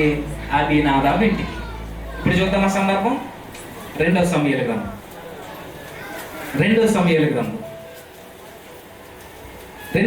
గ్రంథం 6వ అధ్యాయం 1వ వచనం నుంచి. తరువాత దావీదు ఇశ్రాయేలీలో 30,000 మంది శూరులను సమకూర్చుకొని బయలుదేరి కెరూబుల మధ్య నివసించు సైన్యములకు అధిపతియగు యెహోవా అని తన నామము పెట్టబడిన దేవుని మనసమును అచ్చటి నుండి తీసుకుని వచ్చుటకై మనసమును కొట్టబంద మీద ఎక్కించి. జరుగుతున్న సందర్భం ఏంటో మనకు తెలుసు. ఇప్పుడు దావీదు గారు ఈ అబీనాదాబు ఇంట్లో నుండి మనసాన్ని తీసుకురావడానికి బయలుదేరాడు. తీసుకురావడానికి 30,000 మందిని తీసుకుని వెళ్ళాడు. ఇప్పుడు తీసుకొస్తున్నాడు ఈ మందసాన్ని. ఈ మందసాన్ని తీసుకుని వస్తున్నప్పుడు దావీదు గారు ఓవర్లోక్లో తప్పు చేశాడండి. ఏంట తప్పు అంటే, ఆయన తప్పుల గురించి మాట్లాడుకునేంత గొప్పలు కాదు కానీ రాయబడిన సందర్భం ఉన్నప్పుడు మనం జాగ్రత్తగా గ్రహించాలి. దావీదు గారు చేసిన తప్పేంటి? కొత్త బండిని చేయించి దాని మీదకి ఎక్కించాడు. నిజానికి ఈ పని ఎవరు చేశారు? ముందు బండి మీదకి ఎక్కించే పని ఫిలిస్తీన్లు చేశారు. సరే, ఫిలిస్తీన్లు చేశారు కాబట్టి చేశాడు అనడం పక్కన పెడితే, అసలు మందసాన్ని బండి ఎక్కించొచ్చా? ఏం చేయాలి? మోయాలి. మోయాల్సిన ఈ మందసాన్ని బండి ఎక్కించాడు. నిజంగానే మోయాలంటే మోయాలి. మనకు తెలుసు, సంఖ్యాకాండం కానీ నిర్గమకాండం కానీ అది మోయబడడానికి రూపొందించబడింది. పళ్ళకి ఎలా అయితే మోస్తారో సేమ్ ఈ మందసాన్ని కూడా అలానే మోయాలి. ఇశ్రాయేలు పాలనలో ఆ ఐగుప్తు నుండి కనాను భూభాగం వచ్చేటప్పుడు మోసేవారు. మోయడానికే రూపొందించాడు దేవుడు. మోయాల్సిన దాన్ని బండి ఎక్కించాడు. సర్లే, అయ్యింది. వస్తుంది. ఇలా వస్తూ ఉన్నప్పుడు జస్ట్ కాలు జారినట్టు అయ్యిందట, జారలేదు. అయితే ఏం జరిగినప్పుడు ఆ మందసం ఎక్కడైతే పడిపోతుందేమోనని ఉజ్జా గారు చెయ్యి జాచి దాన్ని అడ్డు పెట్టి కాపాడాడట. ఏమైనప్పుడు యెహోవా ఉజ్జాను మొత్తితే ఉజ్జా అక్కడికక్కడ చచ్చిపోయాడు. ఇప్పుడు ప్రశ్న, ఉజ్జా చేసింది మంచి పని కాదా? మంచి పనా చెడ్డ పనా? మంచిదే అన్నవాళ్ళు చేతులు ఎత్తండి. నేనేమన్నా ఎత్తండి. మంచిది కాదు, ఆయన తప్పే చేస్తాడు అన్నవాళ్ళు చేతులు ఎత్తండి. ఈడేమంటే ఏమనుకుంటాడు అన్నవాళ్ళు అని ఎత్తనుకోండి. ఎదురు చెప్పండి అబ్బా, ఉజ్జా చేసింది రైట్ ఆర్ రాంగ్? రైట్ అన్నవాళ్ళు చేతులు ఎత్తండి. Very good, tension. ఇప్పుడు తప్పు అన్నవాళ్ళు ఎత్తండి. అదేంటి కొంతసేపు ఉంటే అదే చెప్పుకుంటారు లేనిది అనుకున్నారా? మీ ఇష్టం. ఇంకా పావు గంట ఉంది, పావు గంటలో కావాలో గంటలో కావాలో మీ ఇష్టమే. చెప్పండి త్వరగా. ఉజ్జా చేసింది తప్ప రైటా? ఒప్పు అంటే అక్కడ మానవతావాదంతో ఆలోచించి పడిపోతున్న బండిని కాయడం తప్పు ఎలాగవుద్దండి అని అనొచ్చు. సరే తప్పు అని అంటే పడిపోతున్న దాన్ని కాయడం తప్ప అని అనొచ్చు. మరి దేవుడు తప్పు అన్నాడు కదండి, అందుకని మేము చేతులు ఎత్తట్లేదు అంటారా? నిజానికి తప్పు అంటే 100% తప్పు. ఎలా తప్పు? ఎలా తప్పు? ఇప్పుడు మీకు మరలా దారంట పోతున్నామండి మనం. ఎవరో బైక్ మీద వెళ్తున్నారు తెలియని వాళ్ళు. వెనకాల ఒక స్త్రీ, ఒక తల్లి కూర్చుంది. ఆ తల్లి కొంగు టైర్లోకి వెళ్ళిపోతుంది. మనం చూసి అన్న ఇదిగో జాగ్రత్త, ఒకసారి బండి ఆపి కొంచెం సర్దుకుని కూర్చోమను, మళ్ళీ ప్రమాదం జరుగుతుంటే అది తప్ప ఒప్ప? రైటే కదా, తప్పేం కాదు కదా. మరి ఉజ్జా చేసిన తప్పని ఎలా అంటాం? పడిపోతుంది కదా బండి, వదిలేస్తే పడిపోద్ది. పడిపోతున్న దాన్ని చెయ్యి పెట్టి కాపాడాడు, అది ఎలా తప్పు అవుద్ది అని అనుకోవచ్చు మనం. బండి మీద వెళ్తున్న ఆవిడకి చెప్పడం తప్పు కాదేమో కానీ మందసాన్ని ఆపడం మాత్రం చాలా తప్పు. ఎందుకు? దేవుడు ముందే చెప్పాడు ఏమని? మందసాన్ని ఎవరు పడితే వారు ముట్టుకోవడానికి వీల్లేదు, ఎవరు పడితే వారు తాకడానికి వీల్లేదు. అసలు మందసాన్ని ఎవరు మోయాలి? లేవీలే. లేవీలో ఎవరు? కహతీయులు. ఈ కహతీయులు మోయాలి కదా. ఒక మాట చెప్పనా, ఎవరైతే మోస్తున్నారో ఆ మోసే వాళ్ళు కూడా మందసాన్ని తాకడానికి వీల్లేదు. ఇది కమైన్మెంట్. ఇది మోసే వాళ్ళు కూడా తాకడానికి వీల్లేదు. అలాంటిది ఉజ్జా పట్టుకుని చెయ్యి పెట్టి తాకడట, బతుకుతాడా? ఇది మీకు ఒప్పు అనిపించవచ్చు కానీ ఇది ఎలాంటిదంటే, దేవుడు పరిశుద్ధుడైన దేవుడు, ఆ పరిశుద్ధుని దగ్గరకు వచ్చే వాళ్ళు పరిశుద్ధంగానే ఉండాలని ఆయన కోరుకుంటాడు. అలాంటిది నేను ఎలా పడితే అలా వచ్చేసి దేవుని మందిరంలోకి వచ్చేస్తానంటే ఊరుకుంటాడు దేవుడు? దేవుని మందిరంలో అందరూ పరిశుద్ధులు ఉంటారు, కానీ మందిరంలోకి వచ్చిన తర్వాత కూడా పరిశుద్ధతను కాపాడుకోవడానికి ప్రయత్నించకపోతే దేవుడు చూస్తూ ఊరుకుంటాడా? ఆ రోజు ఉజ్జాకి ఎందుకు అలాంటి ఆలోచన వచ్చిందంటే, నేను అంటాను తనకు ఒక నిర్లక్ష్యం వచ్చింది. 70-80 సంవత్సరాలు తన కళ్ళ ముందు ఉండేసరికి మనలానే అనుకున్నాడు. ఏమని? మన దేవుడే కదా, ఎప్పుడు వినే వాక్యమే కదా అనుకుంటాం మనం. ఎప్పుడు వెళ్ళే చచ్చే కదా, వెళ్దాంలే 10 గంటలకు ఆరాధన అంటే 12 గంటలకు వెళ్దాం అనుకుంటామా? పాటలన్నీ అయిపోయాక వెళ్దాం. మనలానే ఉజ్జా కూడా మన దేవుడే, ఏం పర్లేదులే, 70-80 సంవత్సరాల నుంచి ఉన్నాడు, పైగా పడిపోతుంది, కానీ కాస్త ఇది తప్పు ఎలా అవుతుంది అనుకున్నాడు. ఇది ఎలాంటిదంటే, ఈ మాట అనొద్దు కానీ అంటున్నాను, ఉజ్జా చేసిన పని ఎలాంటిదని అంటే, దొంగతనం చేసి 10వ వంతు ఇవ్వడం ఎలాంటిదో ఉజ్జా చేసింది కూడా అలాంటిదే. ఇంకా కొంచెం ఎక్స్ట్రీమ్ గా మాట్లాడుకోవాలనంటే, వ్యభిచార సొమ్ము తీసుకొచ్చి దేవుని సన్నిధిలో 10వ వంతు ఇవ్వడం ఎలాంటిదో ఉజ్జా చేసిన పాపం కూడా అలాంటిదే. పొరపాటు కాదు, పాపం అది. నీ ఉద్దేశం మంచిది అవ్వచ్చు, ఉజ్జా ఉద్దేశం మంచిదే, మందిరాన్ని కాపాడదామని లేదా మందసాన్ని పడిపోకుండా కాపాడదని ఉద్దేశం మంచిదైతే మరి ఆజ్ఞ సంగతి ఏంటి? ఆజ్ఞ మంది ఎవరు పడితే వారు ముట్టుకోవడానికి వీల్లేదు. ఎవరు పడితే వాళ్ళు చూడడానికి తాకడానికి వీల్లేదు. ఆజ్ఞను ఏం చేస్తావు? దొంగతనం చేయొద్దన్న దేవునికే దొంగతనం చేసి మీటింగ్లు పెట్టిస్తానంటే కావాలా దేవునికి? నీ పరిశుద్ధమైన జీవితం లేకుండా నువ్వు పాట పాడిస్తేనే సహించని దేవుడు నీ ఇష్టం వచ్చినట్టు బ్రతికి దేవునికి 10వ వంతు ఇచ్చేస్తానంటే కావాలా? నీ రెక్కల కష్టార్జితంలో 10 రూపాయలు ఇస్తే చాలు దేవునికి. ఈ పొడుపు సొమ్మును తీసుకొచ్చి దేవుని సన్నిధిలో 10వ వంతు ఇవ్వద్దు. దేవునికి ముందు కావాల్సింది పరిశుద్ధంగా ఆజ్ఞలను నీతిగా పాటించేవారు కావాలి. నీ ధనం ఎవరికి కావాలి? నా ప్రసంగం ఎవరికి కావాలి? నా ప్రార్థన ఎవరికి కావాలి? నా పాట ఎవరికి కావాలి? దేవునికి కావాల్సింది దేవుని మందిరంలో పరిశుద్ధమైన బ్రతుకు. అది లేదు ఉద్యోగ జీవితంలో. మా దేవుడే నిర్లక్ష్యం. సేమ్ మనలానే. మందిరానికి ప్రాముఖ్యతని కూడా ఎంత ఇంపార్టెంటో మందిరంలో ఉన్న వాక్యాన్ని వింటున్న ఆ వాక్య ప్రకారం జీవితాన్ని కట్టుకోవడం కూడా అంతే ప్రాముఖ్యమైనది, అంతే ప్రాధాన్యత ఇవ్వాలి. వచ్చి వెళ్ళిపోయానంటే వచ్చే వెళ్ళిపోతావు. ఆడియన్స్ మాత్రమే నువ్వు. నీకు 20 ఏళ్ళు 30 ఏళ్ళు సీనియారిటీ ఉండొచ్చు సంఘంలో, కానీ నువ్వు సంఘంలోనే సభ్యుడు తప్ప క్రైస్తవుడు ఎప్పటికీ కాలేవు. ఉజ్జా చేసింది అదే. నిర్లక్ష్యం వచ్చింది, దేవుని మనసాన్ని పుట్టుకున్నాడు, అక్కడికక్కడే చచ్చిపోయాడు. ఈ టైంలో దావీదు గారు కూడా భయపడ్డాడు. అంటే మనసాన్ని ముట్టుకుంటే చచ్చిపోతాడు, అది కాదు అక్కడ ఉద్దేశం. దేవుని ఆజ్ఞను మీరి ఉద్దేశాలు మంచివే కదా అని చేసినా దేవునికి అవసరం లేదు. మనం ఎప్పుడు దేవునికి నచ్చుతామంటే కోట్లాస్తి దేవునికి ఇచ్చినప్పుడు కాదు, పరిశుద్ధమైన జీవితాన్ని గడుపుతున్నప్పుడు. అప్పుడు నువ్వు ఇచ్చే 2 రూపాయలైనా దేవునికి నచ్చుద్ది. అప్పుడు నువ్వు పాడే పాట నీ స్వరం బాగోకపోవచ్చు, కానీ నీ పాట దేవునికి నచ్చు. నీకు బైబిల్ జ్ఞానం లేకపోవచ్చు, కానీ నువ్వు చెప్పే 4 మాటలు దేవునికి నచ్చుతాయి. ఇప్పుడు జీవితాన్ని పరిశుద్ధంగా కట్టుకుంటూ నిర్లక్ష్యం లేకుండా ఆసక్తితో దేవుని సన్నిధికి ప్రాధాన్యతనిచ్చినప్పుడు 70-80 ఏళ్ళు ఉంటే సీనియారిటీని బట్టి ఉజ్జాకి నిర్లక్ష్యం వచ్చింది. నిజానికి ఉజ్జాకి తెలియదా పట్టుకోకూడదని? తెలుసు. ఎలా తెలుసు? ఒకవేళ వాక్యం తెలియకపోవచ్చు, కానీ ఒక చరిత్ర తెలుసు ఉజ్జాకి. అసలు ఉజ్జా ఇంటికి ఎలా వచ్చింది ఈ మందసం? ఇందాక ఒక పేరు మర్చిపోద్దాను, ఏంటది? బేత్షెమెషు. ఆ బేత్షెమెషు ప్రాంతానికి వచ్చిన ఈ మందసం ఉజ్జా ఇంటికి ఎందుకు వచ్చింది? ఎందుకు వచ్చింది? అలా ఊరకి అక్కడ ఉండకూడదని కాదు, అక్కడ ఒక కార్యం జరిగింది. ఏంటది?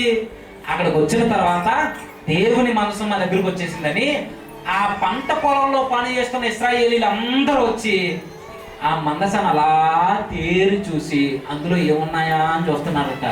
ఏమైంది ఆ రోజు? అక్కడ టెక్స్ట్ లో ఉంటది 50,000 మంది చచ్చిపోయారని, కానీ మూలంలో 50 మంది 70 మంది మీరు ఇంటికి వెళ్ళి చదవండి. మొదటి సమయాలు గ్రంథం 6వ అధ్యాయంలో ఉంటది.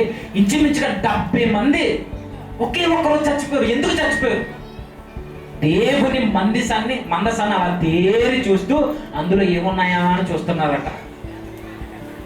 అపవిత్రమైన కన్నులతో అలా తేరి చూస్తే, ఇప్పుడు చూస్తేనే చచ్చిపోయారు 70 మంది. అప్పుడు భయం పట్టుకుంది ఇశ్రాయేలీలకి, ఇది ఇక్కడ ఉండొద్దు, తీసుకెళ్లి దీన్ని అబీనాదాబు ఇంట్లో పెట్టండి అని. ఉండాలి కదండి, సెన్స్ పనిచేయాలి కదా ఉజ్జాకి. ఇలా చూడటం వల్లే చచ్చిపోయారు. ఈ రోజు నేను తాకితే బతుకుతానా అనే ఒక ఆలోచన ఉండాలి కదా. చూసినందుకు చచ్చిపోయారు బేత్షెమెషు ప్రాంతంలో. దేవుడు చెప్పాడు, మీ అపవిత్రమైన కన్నులతో, అపవిత్రమైన పెదవులతో, మీ అపవిత్రమైన అపరిశుద్ధమైన జీవితంతో నా దగ్గరికి రావద్దు. నేను పరిశుద్ధుడనే ఉన్న ప్రకారం మీరు నా దగ్గరికి రావడానికి, పరిశుద్ధతను కాపాడుకోవడానికి రండి. దేవుని సన్నిధికి వస్తున్నప్పుడు పాపులే ఉంటారు, తాగుబోతులే ఉంటారు, అలవాట్లు ఉన్న వాళ్ళే ఉంటారు, కానీ వచ్చిన తర్వాత కూడా దాన్ని వదులుకోవడానికి ఇష్టపడకపోతే జీవము గల దేవుని సన్నిధిలో ఎలా పడితే అలా ఉంటామంటే దేవుడు చూస్తూ ఊరుకోడు. ఆ అలవాట్లు మానుకోవడానికి దేవుని సన్నిధిలోనికి వచ్చి వాక్యాన్ని బట్టి జీవితాలను కట్టుకోవాలి. అది లేదు. ఈ విషయం ఉజ్జాకి తెలుసండి, తెలిసినా సరే నిర్లక్ష్యం వచ్చింది. మా దేవుడే కదండి. నిజంగా మనకు కూడా ఉంటుంది. కాబట్టి మీరు గమనించండి, ఎప్పటి నుండో దేవుని సన్నిధిలో పుట్టుక క్రైస్తవులు, బైవర్త్ క్రిస్టియన్స్ అని చెప్పుకునే వారికి ఉన్న ఆసక్తి కన్నా అప్పుడే కన్వర్ట్ అయిన వాళ్ళు చాలా భక్తిగా ఉంటారు. అవునా? మన భాషలో మతం మారారంటారు చూసా, మీకు అర్థం కావడానికి చెప్తున్నాను. ఇలా మారిన వాళ్ళు మనకన్నా చాలా భక్తిగా ఉంటారు. అబద్ధం ఆడడానికి 100 సార్లు ఆలోచిస్తారు, దొంగతనం చేయడానికి 100 సార్లు ఆలోచిస్తారు, విగ్రహాల జోలికి పోవడానికి 100 సార్లు ఆలోచిస్తారు. ఆ వదులుకొని వచ్చాను ఇప్పుడు కూడా ఇలాంటివి చేస్తానని వాళ్ళు అలా ఉంటే మనం అన్నీ చేసేస్తాం. సీరియల్ చూస్తాం, సినిమాలు చూస్తాం, ముచ్చట్లు పెడతాం, ముచ్చట్లు, సరసోక్తులు, బూతులు, అసూ ఇవన్నీ మనలో ఉంటాయి. మరి వాళ్ళు జస్ట్ ఎగ్జాంపుల్ చెప్పినా, సాధు సుందర్ సింగ్ గారు బైబర్త్ క్రిస్టియన్ కాదు, ఆర్ఆర్కే మూర్తి గారు బైబర్త్ క్రిస్టియన్ కాదు, భక్త్ సింగ్ గారు బైబర్త్ క్రిస్టియన్ కాదు, పురుషోత్తమ చౌదరి గారు బైబర్త్ క్రిస్టియన్స్ కాదు. వాళ్ళు ఒక ఉజ్జీవాన్ని ఈ ప్రాంతంలో వదిలేసి వెళ్ళిపోయారు వాళ్ళు. కానీ బైబర్త్ క్రిస్టియన్స్ అని పుట్టుక క్రైస్తవులని, మా తల్లులు, మా తండ్రులు, మా పితలు క్రైస్తవులని చెప్పుకుంటున్న మనలో మాత్రం ఆ ఉద్యోగం లేదు ఈరోజు. అలాంటి బుద్ధి ఆ రోజు వచ్చాక వస్తే చచ్చిపోయాడు. ఇలా జరిగిన కార్యాన్ని చూసిన దావీదు గారు బెంబేలెత్తిపోయి ఈ మందసం నాకు కూడా వద్దన్నాడు. ఈ మందిరానికి ప్రతీకైన ఈ మందిరం నాకు వద్దు, ఆ దేవుడు నాకు వద్దు అన్నట్టుగా తన యాటిట్యూడ్ చూపించి దావీదు గారు అక్కడ వదిలేసి వెళ్ళిపోయాడండి. ఎవరు దావీదు? దేవుని హృదయానుసారుడు, ధర్మశాస్త్రాన్ని దివారాత్రులు ధ్యానించే వ్యక్తి, దేవుని చేత అభిషేకింపబడిన రాజు దేవుని మందిరం నాకు వద్దని వదిలేసి వెళ్ళిపోయాడు. ఉజ్జా చచ్చిపోవడానికి కారణాల్లో చిన్న కారణం, ఒక కారణం దావీదు గారే బండి ఎక్కించడం. తర్వాత తెలిసిన తర్వాత ఈసారి బండి ఎత్తుకుని రాలేదు, ఈసారి మామూలుగా మోయడానికి కావతీలు తీసుకుని వచ్చాడు. ఆ రోజు దావీదు నాట్యం ఆడాలని చదువుకుంటామే, అది రెండోసారి వచ్చినప్పుడు. మరి ముందు ఎందుకు వదిలేశాడు? భయపడిపోయాడు. ఇలా జరిగిపోయింది అన్ని ఆలోచించుకుంటున్నాడు. అక్కడ ఇష్టం ప్రాంతవాసులకు అలా జరిగింది, ఎక్రోన్లో అలా జరిగింది, గాతుల్లో అలా జరిగింది, బేత్షెమెషులో ఎలా చచ్చిపోయారు, ఇప్పుడు ఉజ్జా చచ్చిపోయాడు నా ఎదురుగానే. నాకు నేనేం చేయాలనుకుని వదిలేసి వెళ్ళిపోయాడు. దేవుని మందిరానికి ప్రతీకగా ఉన్న ఆ మందసాన్ని నడి రోడ్డు మీద అలా వదిలేసి వెళ్ళిపోయారండి. వచ్చేమో నేనే భక్తుని అన్నట్టు దేవునికి సహాయం చేసినట్టు తన యాటిట్యూడ్ చూపిస్తే నాకు అనిపిస్తుంది, దేవునికి మనం సహాయం చేయాలా, దేవుడు మనకి సహాయం చేయాలా? మూలానికి వెళ్ళిపోతే అదేం వరగలేదు, జస్ట్ కొద్దుకులు వచ్చినప్పుడు కాలు బెనికినట్టు అయ్యిందట, అంతే. నేను ఉన్నాను ప్రభు అని అడ్డు వచ్చేసాడు. అందుకే చూడండి, ధర్మాన్ని నువ్వు రక్షించు, ధర్మం నేను రక్షిస్తాను. మనం ధర్మాన్ని రక్షించడం ఏంటి? ధర్మం అయితే మనల్ని రక్షించాలి కదా. తెలియలేదా ఉజ్జాగంటే? ఉజ్జాగ తెలియలేదు. ఈ రోజు మనం కూడా ఏదో చిన్న చిన్న పనులు చేసే దేవుని సన్నిధిలో, నేను దేవునికి ఏదో చేశాను. ఏం చేసావు? ఏమీ చేసేది ఏం లేదు మన వల్ల దేవునికి ఉపయోగం. మన భక్తి, ప్రార్థన, కానుక, పాట, ప్రసంగం దేవుని కలిసి వచ్చేది ఏమీ లేదు. జస్ట్ నువ్వు బాగుంటే పరలోకంలో కొంచెం ఆనందపడతాడు అంతే. అలా నువ్వు పాడైపోతే దేవునికి ఏమన్నా కొండలు తరిగిపోతాయి అంటే నీ వల్ల నా వల్ల ఉపయోగం లేదు. నువ్వు బాగుంటే ఆనందపడతాడు, బాగోకపోతే జస్ట్ చూసి ఇది ఇంతేరా అని వదిలేస్తాడు అంతే. వచ్చాక బుద్ధి లేదు, దావీదు గారు వదిలేసి వెళ్ళిపోయారు. ఇప్పుడు దేవుని మందిరం, దేవుని మందసం, దేవుని మహిమ తేజస్సు అలా నడి రోడ్డు మీద వదిలేసి వెళ్ళిపోతే అక్కడ ఉన్న ద్వారపాలకులు అందరూ వదిలేశారు. అక్కడ ఉన్న 30,000 మంది సూర్యులు తీసుకుని వస్తే ఒక్కడు కూడా పట్టలేదండి మందసాన్ని అలా వదిలేసి వెళ్ళిపోవడం మంచిది కాదని.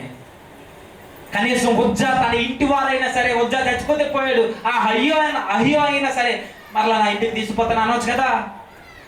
అవసరం లేదు దేవుని సన్నిధి, సమస్తే దేవుని సన్నిధి అవసరం లేదు. అంత ఎందుకండి? మనమే చూడండి, జ్వరం వస్తే దేవుని సన్నిధి మానేస్తాం. చాలా నిర్లక్ష్యం, మనకి అవసరం లేదు. మనకి అప్పులు ఎక్కువైపోతే దేవుని మీద నిందేస్తాం. ఆ దేవుని నమ్ముకున్నప్పుడు నుంచి అండి ఇవన్నీ బాధలు అంటాం మనం. జ్వరం వస్తే మానేస్తాం, ఎండ ఎక్కువ కాస్తే మానేస్తాం, వర్షం పడితే మానేస్తాం, మోకాళ్ళ నొప్పులు వస్తే మానేస్తాం, తలనొప్పి వస్తే మానేస్తాం, మంచు ఎక్కువ కురిస్తే మానేస్తాం, 2 రోజులు రేపు వచ్చి వారానికి ఇందులో ఫ్యాన్లు లేకపోతే మానేస్తాం. ఎంత నిర్లక్ష్యం అంటే దేవుని సన్నిధి అంత చులకన అయిపోయిందా? అలానే ఉంది ఈరోజు క్రిస్టియానిటీ. చిన్న చిన్న విషయాలకు మానేస్తారండి, చిన్న విషయాలకి. ఏ వర్షం వచ్చినప్పుడు పడుతున్నప్పుడు వస్తే నువ్వేమన్నా మొక్కైపోతావు, ఆ దారిలో వస్తూ విత్తనం ఉండి. మరి ఎప్పుడైనా న్యూస్ వచ్చిందా? ఇలా ఆవిడ బైబిల్ పట్టుకుంటూ అలా వర్షంలో దేవుని మందిరకు వెళ్తుండగా సడన్ గా పెద్ద వర్షం వచ్చి అలా ఉన్న చోటే మహావృక్షం అయిపోయింది అని వచ్చిందా న్యూస్? జస్ట్ తడుస్తూ అంతేనా? కనగానే ఉందా? అలా ఎండ కాస్తూ ఆ భీకరమైన ఎండలో నడుచుకుంటూ వస్తున్న ఆ పురుషుడు అలా బొగ్గును మాడిపోయి బూడిదైపోయాడు, రాలిపోయాడని ఏమన్నా న్యూస్ వచ్చిందా? చిన్న విషయాలకు మానేస్తామండి, చిన్న విషయాలకి. అంటే దేవుని మందిరం అంటే మనకు లెక్కలేదు. మందిరం కట్టుకోవడం కాదు ప్రాముఖ్యం, మందిరంలో మనం గడపడం ప్రాముఖ్యం. దేవుని సన్నిధిలో మన జీవితాల్ని అలా వెలిగించుకోవడం ప్రాముఖ్యమైనది. అది లేకపోతే ఈ కట్టడే కాదు, ఇంకా నాకు తెలిసిన అనుకున్న భవిష్యత్తులో ఇంకా విస్తరిస్తుంది దీని యొక్క ప్రభావం. ఇంకా దీని ద్వారాలు ఇంకా విస్తరిస్తే మనుషులు పెరగడం కన్నా వచ్చిన మనుషుల్లో పవిత్రత కలిగిన జీవితాలు ఉండడమే ప్రాముఖ్యం. కానీ అలాంటి జీవితాలు లేకపోతే ఆ రోజు ఉజ్జా వదిలేస్తాడు. ఆ రోజు దావీదు గారికి అవసరం లేదు, ఆ రోజు 30,000 మంది సూర్యులకు అవసరం లేదు దేవుడు. మనం కూడా అంతే కదా. ఇదిగోండి, మీరు క్రిస్టియన్స్ కాబట్టి, మీరు క్రైస్తవులు కాబట్టి మీరు చర్చికి వెళ్తే మీ వీధిలో రేషన్ బియ్యం రావు అంటే ఏం చేస్తాం చెప్పండి? జస్ట్ ఆ వ్యాన్ రాకపోతే 4 రోజులు చూస్తాం, 4 రోజుల తర్వాత మా ఊర్లో అసలు చర్చ లేదని ఎందుకు ఆపేయాలంటే అని కలెక్టర్ గారికి లెటర్ పెడతాం. నిజంగానే చెప్తున్నా. పోనీ అది కాదండి, మీరు క్రైస్తవులు కాబట్టి మీరు చర్చికి వెళ్తున్నారు కాబట్టి మీ పిల్లలకు ఉద్యోగాలు ఇవ్వం అంటే ఏం చేస్తాం చెప్పండి? ఏసు బాబా ఆయన అంటాం మనం. తల్లిని జస్ట్ వీడియో చేశారండి పెద్దవాడిని, నువ్వు క్రైస్తవురాలంటే కదమ్మా, నీకు పెన్షన్ ఆపేస్తామంటే నేను క్రైస్తవురాలని బాబు, యేసు బాబు ఎవరు మాకు తెలియదు అన్నాం. ఇది పెన్షన్ ఆపేస్తే యేసు బాబుని మార్చేస్తావా? ఈరోజు మనం లేవాలా? దేవుని సన్నిధికి వస్తే కష్టాలు వస్తే మానేస్తాం, మనం రేషన్ బియ్యం ఇవ్వకపోతే మానేస్తాం, ఫాస్ట్ గా తిరిగితే మానేస్తామండి. ఇదిగమ్మా నీ జీవితం బాగాలేదు, నువ్వు మార్చుకో, నీ మాట తీరు మార్చుకో అంటే ఫాస్ట్ గారి మీద కోపం నుంచి దేవుని మందిరం మానేస్తాం మనం. ఇదేం క్రిస్టియానిటీ? అందరిలో బ్రతకొద్దు. మరి ఎలా ఉండాలి అని అంటే, దేవుణ్ణి ఎవరు నమ్మినా నమ్మకపోయినా, ఎవరు మనల్ని ఎదిరించినా తిట్టినా కొట్టినా, ఎవరు ఏమనుకున్నా, లోకమంతా విరోధమైనా, చివరికి గవర్నమెంట్ మనకు వ్యతిరేకమైన, ఊరు మనల్ని వెలేస్తానన్నా, ఆ రోజు దావీదు వద్దన్నారు, ఆ రోజు యుద్ధ వీరులు వద్దన్నారు, ఆ రోజు యుద్ధ కుటుంబం వద్దంది. కానీ ఒక ద్వార పాలకుడు సేవకుడు దేవుని మందిరం నా ఇంట్లో ఉండాలన్నాడు. ఇది క్రిస్టియానిటీ. అలా వదిలేయడానికి వీల్లేదు. దావీదు రాజా నీకొద్దా, నా ఇంట్లో పెట్టి తీసుకొచ్చి. యుద్ధ వీరులు కత్తి పట్టుకుని వారు తిరగడం కాదు, మీకొద్దా దేవుని మందిరం, వెళ్ళిపోండి, నా ఇంట్లో పెట్టుకుంటా దేవుని మందిరం అని తెర మీదకి వచ్చాడండి ఒక సేవకుడు, ఒక ద్వారపాలకుడు. ఎవరు? ఒబేదేము. ఆ ఒక్క వ్యక్తి వచ్చాడు, ఆ ఒక్క వ్యక్తి రాజు వదిలేస్తే వచ్చాడు. రాజు వద్దంటే నువ్వు వద్దని చెప్తున్నావేమో రాజా, దేవుని మనసు అలా వదలడానికి వీల్లేదు. ఆ చుట్టుపక్కల ఉన్న వాళ్ళు చెప్పుండొచ్చు, దేవుని మనసు మీ ఇంట్లో పెడతానంటున్నావు, ఆ రోజు చూస్తేనే చచ్చిపోయారు, ఈ రోజు వచ్చా పట్టుకుంటే చచ్చిపోయాడు, రేపు పొద్దున మీ ఆవిడ వంట చేస్తూ అలాగే ఇలా తిరుగుతున్నప్పుడు ఏదో ఒక చింగు తగులుద్ది, చచ్చిపోతా? మీ పిల్లలు ఆడుకుంటూ ఒకవేళ తెలియక మనసు మీద పడచ్చు, చచ్చిపోతారయ్యా నీ ఉజ్జాగా క్షమించండి. ఆ ఒబేదేదం అనొచ్చు అందరూ, ఒబేదేదం మీదే అంటాడు, నా కొడుకులు చచ్చినా, నా కూతురు పోయినా, నా భార్య చచ్చిపోయినా, నా కుటుంబ పరిస్థితులు మారిపోయినా దేవుని మందిరం అలా వదిలేయడానికి వీల్లేదు, తీసుకొచ్చి నా ఇంట్లో పెట్టండి. ఇది కదండి శ్రమల్లోనూ, కష్టాల్లోనూ, ఇబ్బందుల్లోనూ, అనారోగ్య పరిస్థితుల్లోనూ, అప్పుల బాధల్లోనూ లోకమంతా నీకు వ్యతిరేకం అవుతున్నప్పుడు కూడా దేవుని మందిరానికి విలువనిచ్చేవారు కదా ఆయనకు కావాల్సింది. నిజమే, పరిశుద్ధమైన జీవితం లేకుండా మనసు దగ్గరకు వస్తే చేస్తారు. మరి ఒబేదేదం ఇంట్లోకి వెళ్తే వాళ్ళ కుటుంబం ఎందుకు చావలేదు? అక్కడ ఏముందో చదువుతా ఒకసారి. అదే రెండో సమయాల గ్రంథం 6వ అధ్యాయం ముగిస్తాను. ఇక 10వ వచనం. యెహోవా మందసమునకు దావీదు, పై వచనం, నేటికి దానికి అదే పేరు, ఆ దినమున యెహోవా మందసము నా యొద్ద ఎలాగో నుండుకొని దావీదు యెహోవాకు భయపడి, దావీదు భయపడుతున్నాడట. దావీదు భయపడ్డాడు, మిగిలిన వాళ్ళందరూ వదిలేస్తే ఇప్పుడు గిత్తీయుడైన ఒబేదేదోము ఇంటి వరకు తీసుకుని వచ్చి దాన్ని అప్రతిష్ట ఉంచెను. యెహోవా మందసము 3 నెలలు గిత్తీయుడు ఒబేదేదోము ఇంటిలో ఉండగా యెహోవా ఒబేదేదోమును అతని ఇంటి వారందరినీ ఆశీర్వదించాడు. అప్పుడు కనిపిస్తుంటది, 70-80 సంవత్సరాలు ఉజ్జా ఇంట్లో ఉంటే ఉజ్జా ఇంటికి ఏమొచ్చింది? నిర్లక్ష్యం వచ్చి మరణం వచ్చింది ఉజ్జా ఇంటికి. 3 నెలలు ఒబేదేదోము ఇంటిలో ఉంటే అతను అతని కుటుంబం ఆశీర్వదించబడింది. దేవునికి సీనియారిటీ కాదు కావాల్సింది, భక్తిలో జీవితంలో సిన్సియారిటీ కావాలి. 70-80 సంవత్సరాలు నేను సీనియర్ అని చెప్పుకున్నాడు ఉజ్జా, ఏమైంది? చచ్చిపోయాడు. ఒబేదేదోము జస్ట్ 3 నెలలు అండి, 3 నెలలు లోకమంతా వదిలేస్తే నా ఇంట్లో ఉండాలనుకున్నాడు. తన కుటుంబం, తన ఇంటి వారందరూ, తన ఆస్తులు అన్నీ వర్తిల్లాయి. అంటే దేవుని మందిరానికి, ఆయన వాక్యానికి విలువనిస్తే జీవితాలు బాగుంటాయి. అలానే మీరు అనుకోవచ్చు, అంటే నేను మానకుండా చర్చకు వచ్చేస్తే నేను మేడ మీద మేడ కట్టేస్తానంటే అది కాదు నేను చెప్పేది. నేను కార్లు కొనేస్తానంటే అది కాదు నేను చెప్పేది.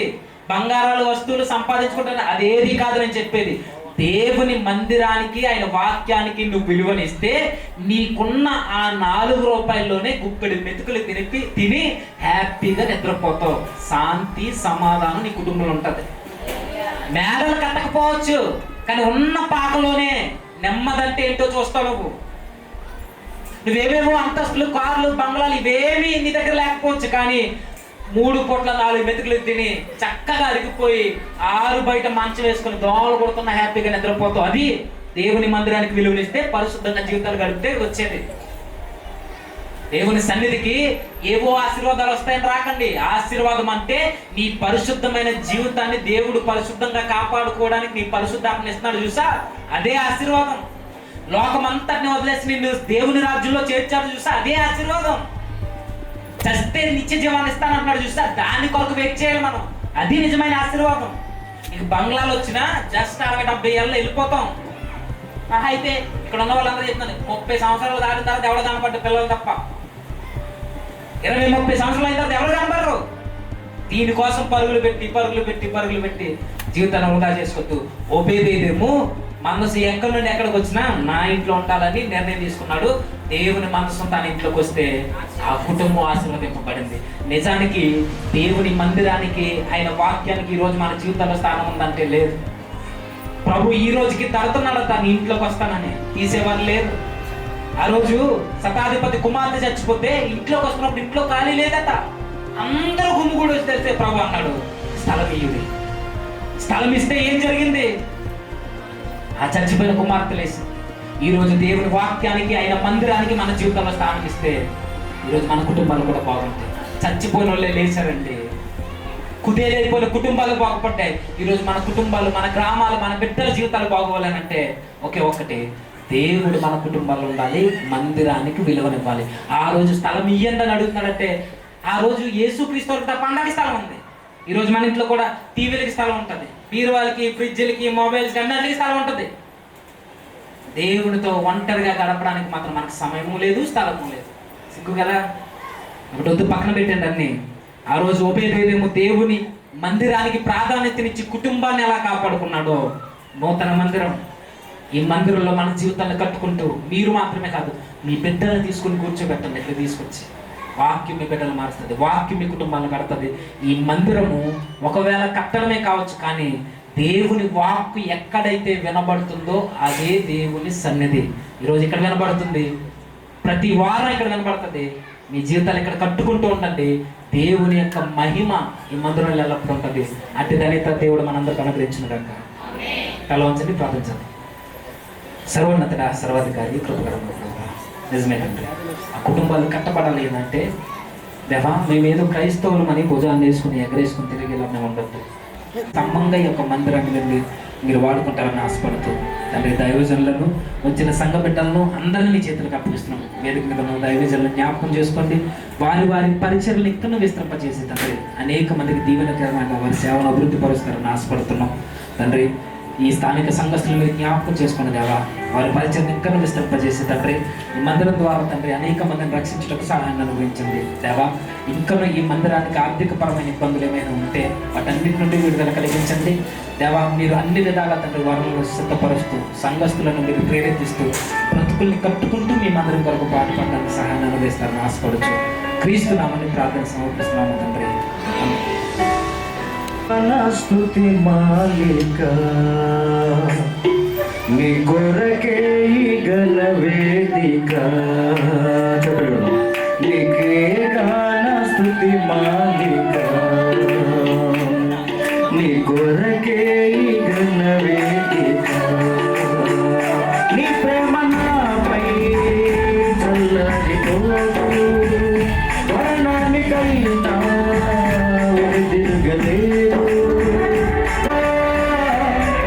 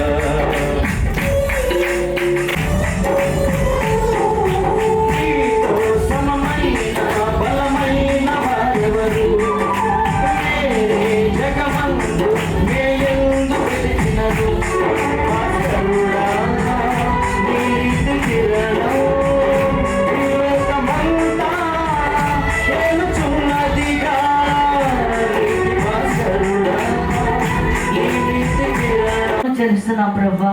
రాజులకు రాజు, ప్రభులకు ప్రభు అయిన గొప్ప దేవుడు, శక్తిమంతుడు ప్రభా. అయ్యా ఈ పరిశుద్ధమైన కూడికను, ఈ పరిశుద్ధమైన నూతనముగా ప్రభా, ఈ మందిరం ప్రతిష్ఠ కార్యక్రమాలకు అన్ని విషయంలో కూడా మీరు తోడుగా ఉన్నారయ్యా. అయ్యా ప్రార్థనలో మీరు ఉన్నారు, పాటల్లో ఉన్నారు, వాక్యమునైన అగ్నిగా మండించాడు ప్రభా. అయ్యా ఉభయ మీ ఇంట్లో ఏ రీతిగా నిబంధన మందస్థములు ఆ రీతిగా ప్రతి ఒక్కరు కూడా ప్రభా మిమ్మల్ని ఆత్మతోనూ సత్యముతోనూ ప్రేమించి స్తుతించి గణపరచడానికి గొప్ప పరిశుద్ధమైన జ్ఞానమును, శక్తిని, బలాన్ని వరకు దయచేయండి ప్రభా. సహాయం దయచేయండి.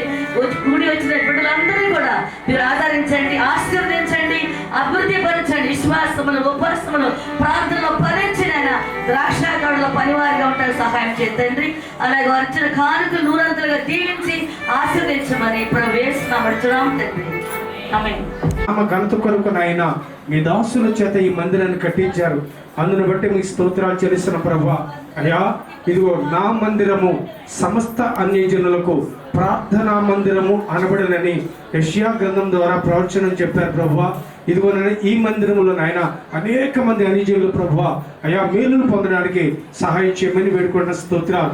ఈ మందిరం నీ మందిరముగానే ఉండాలయ్యా. ఈ మందిరం అదే రీతిగా ప్రభువా ఈ పరిచర్యతో కట్టబడిన ప్రతి కుటుంబాన్ని నేను ఇది మొదలుకొని ప్రభువా నిత్యముని దీవులతో, నిత్యముని ఆశీర్వాదాలతో నింపమని ప్రార్థన చేస్తున్నాము. కొండ మీద కట్టబడిన పట్టణం వలె ఈ గ్రామంలో ఈ మందిరం ద్వారా అనేక కుటుంబాలు దీవించబడాలి, అనేక కుటుంబాలు ఆచరించబడాలి. ప్రభువా నీకు వందనాలు, స్తోత్రాలు చెల్లిస్తున్నాం. అయినా నీ సావుకులు పాటు చేస్తున్నాం ప్రభా. వృద్ధాప్యంలో నాన్నగారు నాయన ఎంతో భయంకరమైన బలహీనతో ఉన్నారు ప్రభా. అయ్యా నీ దాసులు ఒకసారి జ్ఞాపకం చేసుకోండి అయ్యా. ఎవరి కాలంలో నీ కట్టబడి ప్రభా నాటి నుండి నాయన ఈ ఆత్మీయ పోరాటంలో నాయన మంచి పోరాటం చేయండి అయ్యా. ఇదిగో నేను ముదికి వచ్చిన తల నేర్చిన చక్కబెట్టుకుని వాడు నేనే అని సెలవిచ్చాను నాయన. ఈ వృద్ధాప్యంలో ప్రభా నీ బిడ్డను ఎత్తిపట్టమని బలంగా వాడుకోమని వేడుకున్న స్తోత్రం నాయన. వారిని ప్రేమించిన ఆయన వారి సంతానంలోని నాయన ఒక బిడ్డని సేవ కొరకు ప్రత్యేక తొట్టులు పడకుండా ఎవరి కాలంలో ప్రభువా అయ్యా నీ కొరకు నేను ఒక బలమైన సాధనగా పర్మిట్గా వాడబడ్డానికి సహాయం చేయండి అయ్యా. ఇదిగో పౌరులతో మాట్లాడుతున్నారు, పౌరులు అన్ని జనుల మధ్యలో సాధనగా నేను వాడుకోబోతున్నానని. అయ్యా కుమారి ఎవరి కాలంలో ఓ బలమైన సాధనగా బలమైన పర్మిట్గా ప్రభు ఎంతమంది వారికి కష్ట జీవితాలు ఇచ్చారో ప్రభు, ఎంతమంది నాయన శ్రమించారు. పేరు పేరున వారు దీవించండి అయ్యా, పేరు పేరున వారు ఆశీర్వదించమని ప్రార్థన చేస్తున్న ప్రభాకి స్తోత్రం తండ్రి.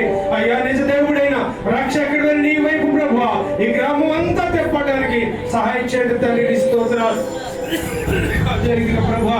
ఇంకా ఈ పరిచయం బట్టి నాయన ఈ తల్లి సంఘాన్ని బట్టి ఇంకా అనేకమైన ప్రభా ప్రాంతాల్లో బ్రాంచ్ లోపు రావడానికి సహాయం చేయండి, బ్రాంచ్ లోపు రావడానికి సహాయం చేయండి. మీకు స్తోత్రాలు నాయన. సిద్ధపరిచిన భోజన పదార్థాల కొరకు ప్రార్థన చేస్తున్నాం ప్రభా. వాటిని మీరు ఆశీర్వదించండి, రుచికరమైన పదార్థాలుగా మార్చండి నాయన. బిడ్డలు తిని తృప్తిపొంది నాయన అయ్యా వారు తిరిగి వివరాలకి అయ్యా దూర ప్రాంతాన్ని వచ్చి తిరిగి వెళుతూ ఉండగా ప్రభా వారందరికీ మీ సన్నిధిని తోడుగా ఉంచి క్షేమంగా వారికి రావి చేర్చండి. మీరు అక్కడ దూరం అయితే నాయన మరొకసారి నాయన మేమందరం ఈ రీతిగా కూడుకోవడానికి మీ ఉన్నతమైన కార్యాలు ఇది మొదలుకొని మందిర ఆవరణలో జరుగునట్లుగా సహాయం చేయమని ఈ మందిరములో ఉండరుగాక, ఈ మందిరములోని వేరు చేత ప్రజలు తృప్తి పొందుదురుగాక. ఆమేన్. కృపయు తండ్రి అయిన దేవుని ప్రేమయు వచ్చిన ప్రతి బిడ్డ మీద ఆశీర్వాదాలతో నింపమని ఈ వాక్యములకు విజయులై వారు జీవించినట్టుగా సహాయం చేయండి. ఈ చిత్తమైతే ప్రభా ఈ మందిరంలోకి వచ్చిన బిడ్డలంతా కూడా ఆయన సంఘాల కొరకు ప్రార్థిస్తున్నట్టుగా మా కొరకు ప్రార్థిస్తున్నట్టుగా బిడ్డల ప్రభా క్రైస్తవులు ఎలా ఉండాలో పరిశుద్ధులు ఎలా ఉండాలో వివరించి చక్కగా చెప్పారు. ఆ చక్కని మాట హృదయంలో నింపుకొని జీవిస్తున్నట్టుగా సహాయం చేయమని నా ప్రభువైన యేసుక్రీస్తు నామములో ప్రార్థించి అడిగి పెడుతున్నాము తండ్రి. హలో యేసు మహారాజుకి, హలో యేసు మహారాజుకి, రాజులకు రాజుకు, ప్రభువులకు ప్రభువుకు తిరిగి వచ్చిన నజరేయుడు యేసు క్రీస్తు సంఘములన్నీ వందనములు చెప్పుకొస్తున్నవి. ఎవరికి నా హృదయపూర్వక వందనాలు.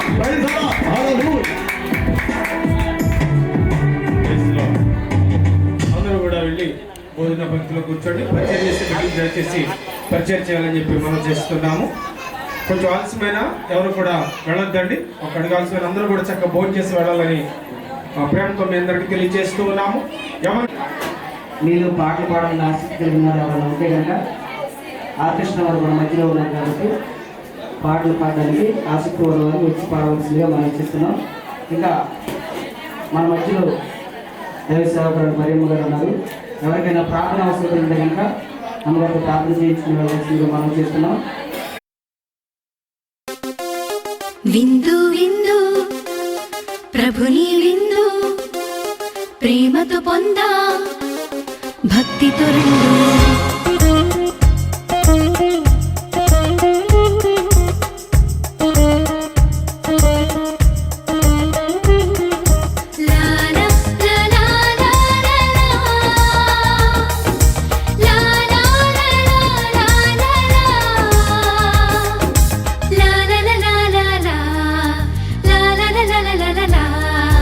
విందు విందు ప్రభుని విందు ప్రేమతో పొందా భక్తితో రెండు సీనాయి శిఖరముపై తండ్రి దేవుడు వాస చేసిన విందు